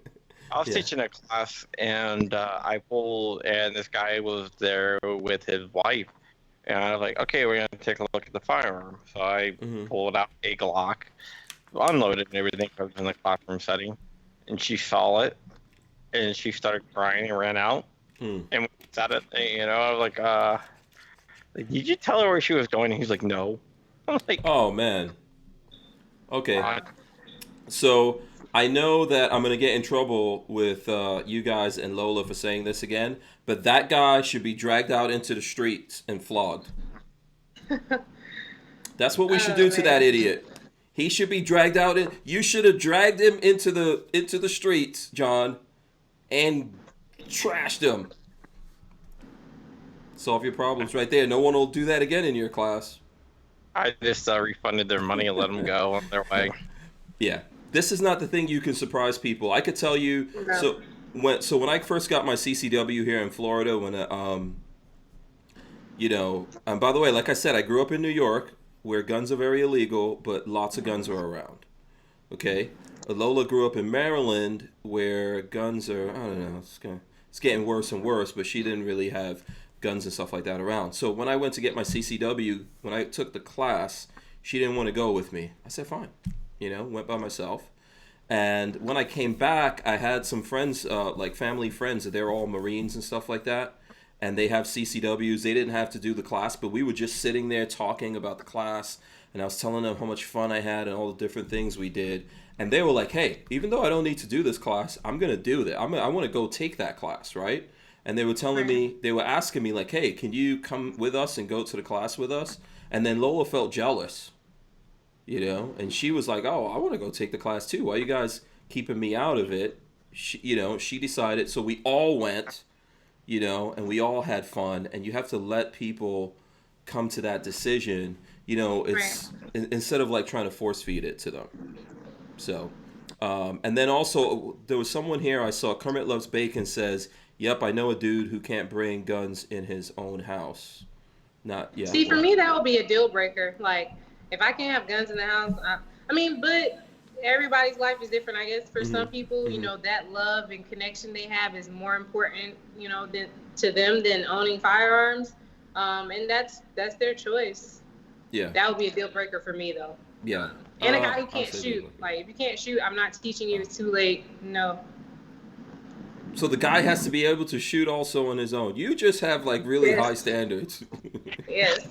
Because, what do we look like? I'm a firearms instructor. We're all like taking what you look like?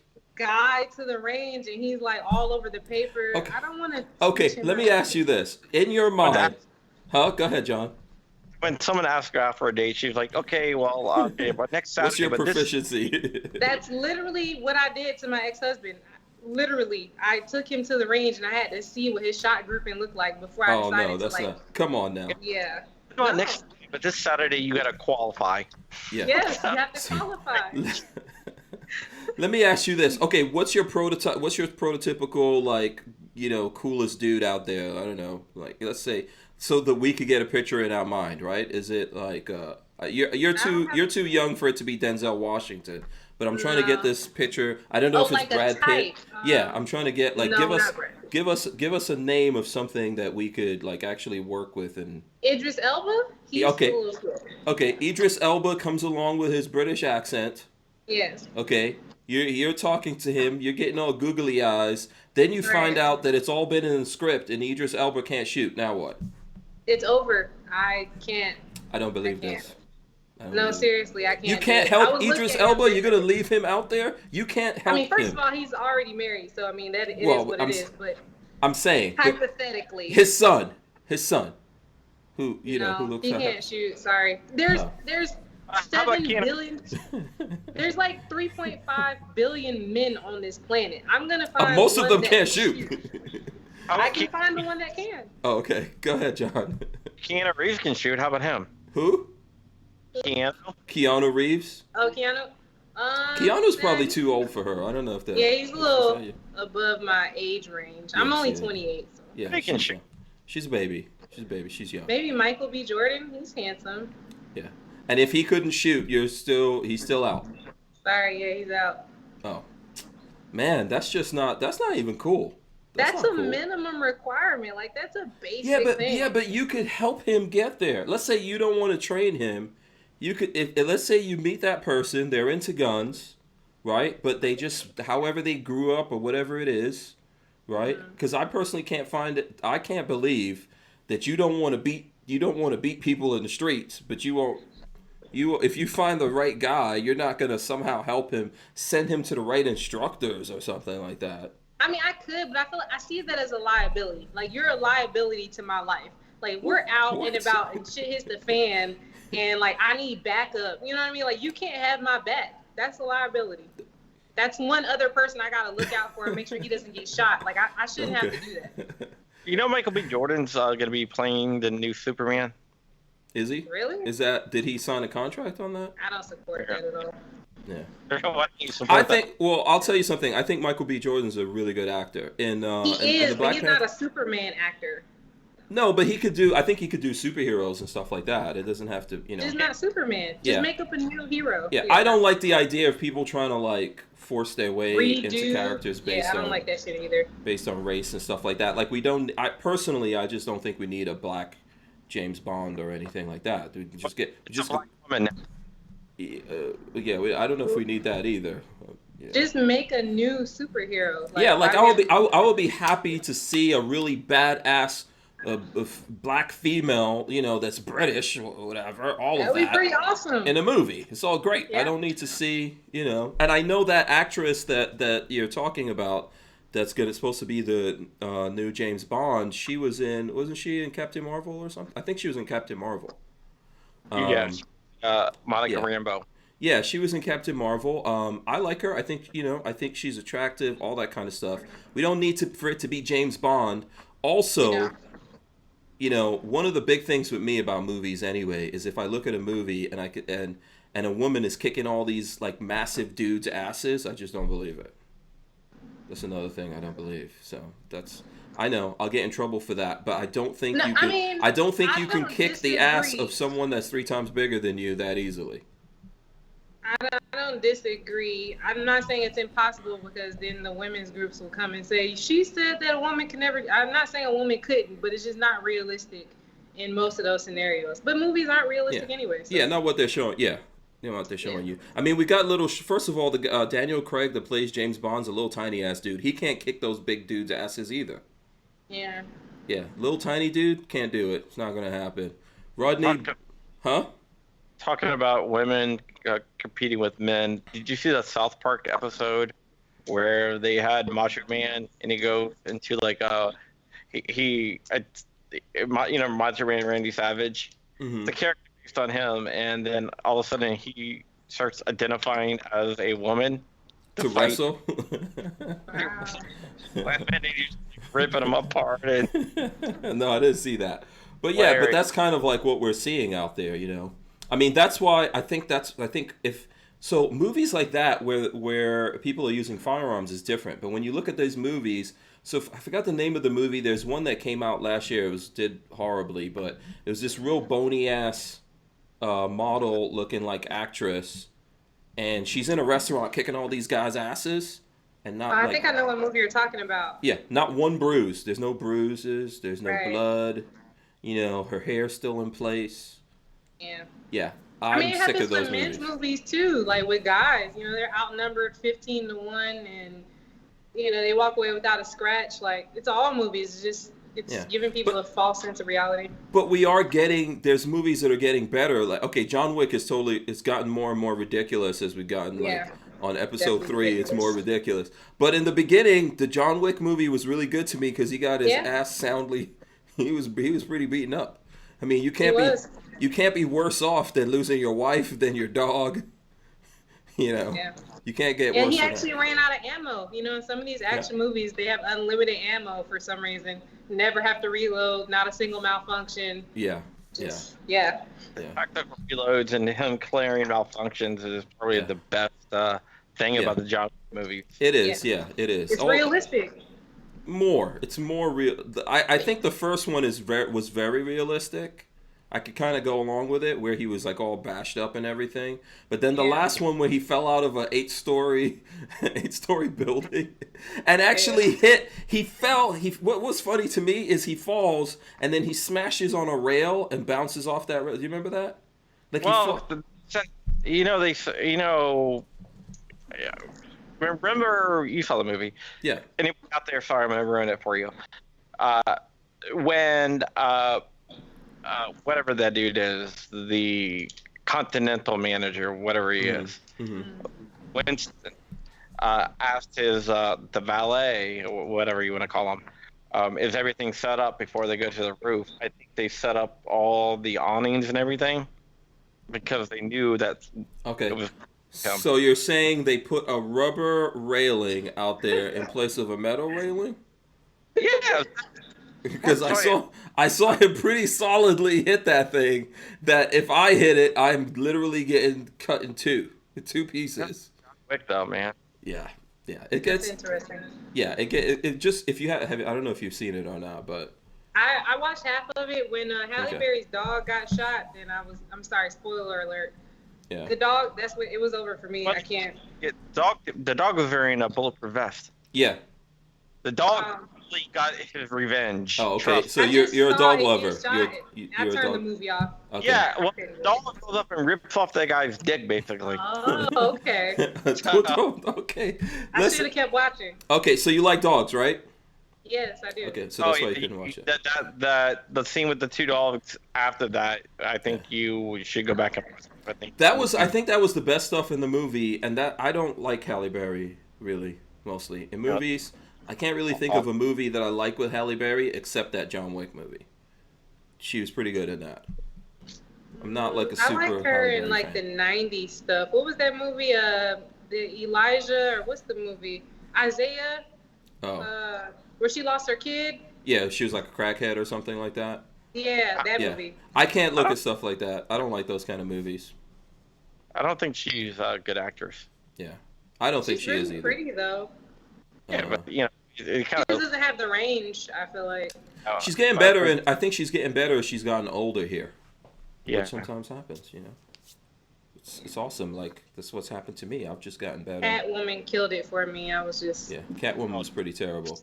On the subject of movies and everything like that, Rodney Brady said a little while ago, he says, Michael B. Jordan can be Black Superman. Have you guys, girls, ever read the alternate universe comics? I did see that there was a Black Superman. I believe there was also a gay Superman in the comics. There's a comic line where like they have all these alternative universes, and they have all the Supermans come together. Okay, I don't like the way you just said that. battle. Not after she said there's a gay Superman. No, thank you. I don't want to see Superman sausage movies. Thank you very much. Oh my I think there's first of all, there's way too many Superman movies. I don't even want to see anymore. It was like that with the Spider-Man, Into the Spider-Verse or something with all the. No, Into the Spider. Yeah, that was good. Oh, you don't like cartoons, huh? Well, the last Superman is now going to be Wolverine. I think that's a rumor, man. That's a rumor. He's not actually going to be Superman. I don't think he's going to. I'm going to be the next Superman, so it's going to be me. Okay. And see you guys soon. We've been filming. I just didn't want to tell anybody. Okay. All right. Henry Cavill just basically, I think it was Entertainment Weekly just reported that he just signed a contract to play Wolverine. Oh, he did? Yeah. Henry Cavill? The last Superman to play Man of Steel. Yeah, the guy that's playing Superman. Yeah, he was in The Witcher. You know, save a coin for your Witcher. You probably didn't look at Witcher. You're not into nerdy stuff, are you? I don't think that's nerdy. I think DC Comics is pretty mainstream these days. Maybe 20 years ago it was nerdy. Yeah, I liked Dream. Go ahead, John. Sorry, I cut you off. Or that was you saying that neither one, they were just rumors and neither one were true. So stop reading my dream. So I think Witcher was good, even though I never played the video games or anything like that. It was actually good. They're awesome. Yeah, I don't like I liked Henry Cavill. He was in Mission Impossible. Did you see the last Mission Impossible? No, you didn't see it? Okay, that was pretty good. That was a good movie. If you like action movies and stuff like that. One thing with Tom Cruise, he's doing pretty good with the Mission Impossible franchise, although there's definitely ridiculousness. It's too many. I'm so lost. I have to start over. Yeah. It's like Fast and the Furious. That's gone off the rails. It's too much. They should have stopped at 5 and just left it there. Yeah. I'm a car guy, but it's gone off the rails. It's not about the cars anymore. They're They're superheroes and action heroes now. It's ridiculous. Yeah. You know what really makes me upset about Fast and Furious? What? At the end, they showed Jason Statham's character kills Han, right? Then all of a sudden he's buddy with everyone. You know, they're like all like, you know, having a party together and stuff. It's like, dude, that dude killed your friend. Agreed. That's because you first come in there by being a bad guy, and then all of a sudden you're a good guy. You turn good. That's the formula for Fast and the Furious. Yeah, let's just stay good guys and bad guys. And you know what? They could have made Fast and the Furious. First of all, I honestly don't think that they've got that much imagination. But they could have made Fast and Furious pretty good if they ran it kind of like G.I. Joe. Now, G.I. Joe, the movies that came out sucked. They were horrible. But I like that movie. Really? I don't. Well, the show was before my time. So. Yeah. Oh, okay. So yeah, you never. I grew up in the '80s. Figures. Yeah. So I had the action figures. I had the bootleg ones. I couldn't afford the real ones, but you know, the cartoon and everything was good. But I think there was an opportunity there to just stay like good guys and bad guys, and everyone's got badass cars, you know. So, go ahead, John. I know you got to weigh in on this. Yeah, no, you're talking about G.I. Joe. The thing I don't like about the G.I. Joe movies is they were carrying Glocks, and every time they pulled a Glock out, you could hear the hammer go back. That's every movie ever and every TV show ever. I don't know what it is with Hollywood. They don't know how actual firearms work. They need a lesson. Sometimes they get it right, but a lot of times they don't. Yeah. And Have you watched Law and Order? Wrong all the time. I don't even watch that. And we've had someone on the show that works at Hollywood movie prop houses, and they have consultants and all that kind of stuff. The problem is they don't listen to them. It's just like you're talking about reloading. For a long time, the reason why you don't see anyone reloading in a movie, because that's just not sexy. We don't have time for that. It is sexy. What do you mean? No, I agree with you. Keanu proved that it's sexy to do reloads. Okay, he's not really the first one. There was other people doing movies, and there was reloads and stuff like that. I think in The Matrix they did a reload. I can't remember which one. The Matrix didn't have. I don't. There was a point where he was fighting one of the guys, and he was like, "You're out. You're out." Oh no, they just dropped the guns and started hand fighting. That's what happened. But they did run out of ammo. Yeah. Yannick Stoner says my dog is named Squirrel. He's just Throwing it out there. You know. Good to know. You said you like dogs. I'm assuming that's why he put that out there. Oh, yes. Yeah. What kind of dog is it? Ask the guy what kind of dog is it. Do you have specific kinds of dogs it has to be now? No. I just like dogs. I had a chow. I lost my chow in the divorce, so. Oh, okay. Sorry to hear that. Yeah. American Freedom Outdoors wants to know what we think of Punisher on Netflix. I haven't seen it. I like the first season. The second season was great because the first season he ends and he's like in like after the second season came out, I liked it. But the first season he ends up and he's like in this like PTSD support group. I'm like, dude, that's not the Punisher. He would never go there. But at the end of the second season, he's like full blown, the Punisher, who he really is, and Frank Castle was his act, basically. Yeah. He's like, I'm gonna kill everyone. I don't like those. I didn't like any of those DC comic book things that they had. I didn't like any of them. Yeah, I especially didn't. Huh? Marvel? I didn't like any of those Netflix shows, the superhero shows that they have on Netflix. Any of them were good. Yeah. Who? I didn't like you guys. They all sucked. There was one that took place in Harlem. That was just the most horrible thing I ever saw in my life. Luke Cage. Yeah, Luke Cage. The that was first horrible. season was interesting, but the second season was garbage. It was horrible. Yeah. I couldn't watch that stuff. Florida Gun says Punisher was awesome. Yeah. I haven't seen it. I gotta watch it. Yeah. I hope that the stuff coming out. What about The Mandalorian? What do you think about The Mandalorian? That's freaking great. Never seen it. You never saw The Mandalorian? Okay. Not a nerd. I'm too busy these days to watch TV. There's always time for The Mandalorian, woman. Mandalorian's wake up, go to work, come home, eat, and go to sleep every day. You could be on the range training and watching The Mandalorian. It's possible. That's not responsible. TV here in one eye. You can this eye. It's good training. Then you could switch. Just in case. Maybe the audio version on the way to work. It's the point of any movie. Yeah. You gotta give up your gun. Tim Davis says not even Daredevil. Daredevil I could never watch. Never. No, I could never watch that. The Daredevil on Netflix is horrible. What? I could never watch it, man. There's dudes standing 5 feet away from him with a machine gun shooting at him and missing. Then he's, I don't want to kill anyone. So he beats them to death. He doesn't want to use guns, so he beats the people to death. That's way better, of course. He doesn't beat them to death. He just beats them. Uh-huh. And then they go commit more crimes, which proves that beating people doesn't work. No, because you know what? He didn't give him lashes. I'm telling you. You people just don't understand what lashes do. You guys are too young to understand the power of lashes. You missed out on that in your generation. Yeah, no. I carry my revolver and single. Okay, we're gonna go a little bit long here because we had to restart. I carry my revolver in single action. Says she don't know about Baby Yoda. You don't know about Baby Yoda, huh? No, I don't know about Baby Yoda. Okay, I ordered I pre-ordered the Baby Yoda Funko Pop. Oh, okay. I've seen the meme, but I don't understand the reference. You don't know the power of Baby Yoda. I'll tell you what, if you look into the eyes of Baby Yoda, you will get married to Baby Yoda, even if he's not good at shooting. I promise you. Interesting. Yeah, okay. I promise you. Try it out. Go look at go look at the Mandalorian and then let me know if I'm wrong after you take a look at that. Jake Delahome. Medic. Baby Yoda can be your medic because Baby Yoda can heal like wounds. Yeah.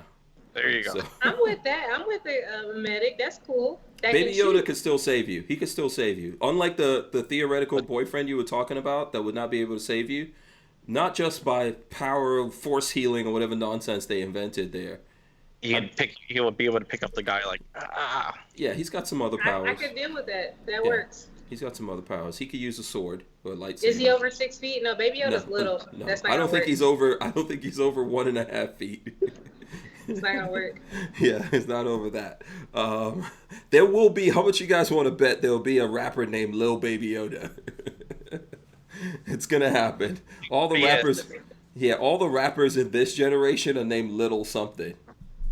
So what is the deal with that, man? I don't know what the deal is. I think it's stupid. Like, why can't you just be your name? Like, I don't get it. I don't know. I guess it's for search engine optimization or something. I have no clue. Okay, Jake Delahome says The Boys on Prime Video is a fun watch. I don't know if you guys have seen that. I do have Prime. I haven't seen it. Yeah, The Boys is fun. It's kind of like a dark superhero thing. So, Yeah, I mean, I like the I like the Prime Video. I didn't like the comic. Oh, okay. You didn't like. I never read the comic. Okay, so real quick before we wrap up here, I want to do this. I got some T-shirts from. I got actually this T-shirt from Big Dre 357. I know he wants to come on the show, so there he goes. I'm giving him a shout out for sending me this really cool. Awesome. We can see the white part of the T-shirt. You can see what? You held it up, and all we could see is the white part. Oh, I see it now. Yeah, you Yeah. should be able to see it. There we go. Okay. All right, so there That's you go. a pretty cool logo. Yeah, so that's his logo, and then he sent a shirt for Lola, which I will open up here. Very dainty. It's like an African themed shirt. Look at that. Oh yeah, that's dope. That's I want Nefertiti that, or something like, right there. tattoo. Yeah, that's pretty Pretty cool. cool. So there you go. I don't know what happened to her eyeballs. I think right now she's summoning her powers or something like that. Oh, okay. I'm with it.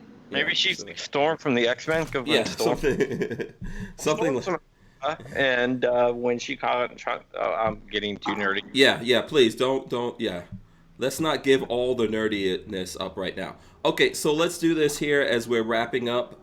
John, tell the folks out there how they could keep in touch with you, follow you, support what you're doing with GOA and Amaland News. You can find me at Amaland. Just go to contributors, and I'm under there. You can follow me on social media at Real John Crump on Instagram and Facebook. And be sure to go to gunowners.org and sign up. Yeah. Also, don't forget the Gunathon. Gunathon's going down soon. This is going to be awesome. It's going to be really, really cool. A lot I of heard Kevin Dixie is gonna be there. Yeah, Katie will be there. Yeah. Cool. He's speaking. Yeah. 10 Military Arms Channel, Iraq Vet 888, Eric Yeah. from there. Hank's going to be there. Yep. Or Jason David Frank, the Green Power Ranger, will be there. Yep. Okay. Green Power Ranger. Are That's you going to be pretty there? awesome. Are you going to be there? It's in April, right? Yeah. April 20, Saturday, I'll April. be teaching a class in Atlanta, Okay. All right. Understood. but I'll be there in spirit. Absolutely. So tell the folks out there how they can follow you, keep up with you, where are the good places to on social media and all of that with USCCA. So on Instagram, I'm My Sister's Keeper Defense. On Facebook, I am still Trigger Happy Firearm Instruction. They won't let me change my name for some reason. It's really weird. But the website is mysisterskeeperdefense.com. You can see all of my classes there. And Atlanta, Maryland, and we'll be coming to Dallas soon. Okay. Very nice. So I wanna just thank Tig for coming on here. And Thanks for I having thought me. it was fun. I don't know. What do you think? Did you have fun? Yeah, I had a lot of fun. I It thought was it was cool fun. talking to you, and John, Absolutely, cool talking yeah. to you too. Yeah. Same. John was also fun. The thing. Yes, absolutely. We'll get a chance to do this again. Maybe next time around, you guys will be more open to lashes and stuff like that. You'll see the error of your ways, I'm sure, and you'll come to understand why a little bit of lashes, at least, a little bit of lashes are good for everyone. So no, not at all. Okay, so here's what I want to do before I'm going to actually end it here. Everyone stay right there. I'm going to play the ending, and I'm going to come back and say something. Make sure that you guys subscribe to the channel here. Ring the bell, of course, so you can be notified every time we go live. Leave your comments and all that kind of stuff. You can find us on audio if you listen to audiobooks, and wherever you listen, just search Hank Strange or Who Moved My Freedom podcast, WMMF podcast. You'll find us. Of course, go to hankstrange.com to find that. If you want to play it, we've got it on hankstrange.com. You can also sign up for our email list, find links to all the different ways you can support us. We're also on Ballistic Ink. Go get yourself a t-shirt. We've got the Gun Nerd t-shirt, the Lot Lao t-shirt. We've got also another one that is, a warning, a lead exposure highly likely if you get the double entendre of that. So we've got some cool t-shirts there, and we'll have others. I do want to thank Tig for coming by. She's been a lot of fun. Thanks for having me. Great having you. Also you, John. You know, I'm I know sure. you're over there. You look like you're over there writing another story. We'll find out what. Oh, you. Oh, really? Really? Yeah. Seriously, John? That's just terrible. But No, I expect nothing less from you. No, I baited you into that. Yeah. By the way. Everyone says thank you. You were great on the show. Please come back again. You, John, I don't know about you, man. I don't know what we're going to do with you. So anyway, we're out of here. Everyone be safe. Have a great weekend. Thanks to Franklin Armory for sponsoring the show. Tig, final words before I hit the button? If you want to date me, you need to qualify. You need to go get in the range, practice, go take a class, Yeah. and Get then your maybe skills I'll up. consider it. Get your skills up. Don't even. Huh? And I will be releasing web videos for $25 a video on how to qualify. So go ahead. Okay, this is a money-making opportunity for you. You're terrible, man. Absolutely. Yeah, get your skills up, guys, though. I mean, listen, that's not a lot to ask, actually. Yeah, take a USCCA class. I'm just there you saying, go. shameless plug. Yes, Yeah. we can't get out of here without shouting out everyone from USCCA. All right, we're out of here. See you guys. Peace. Right.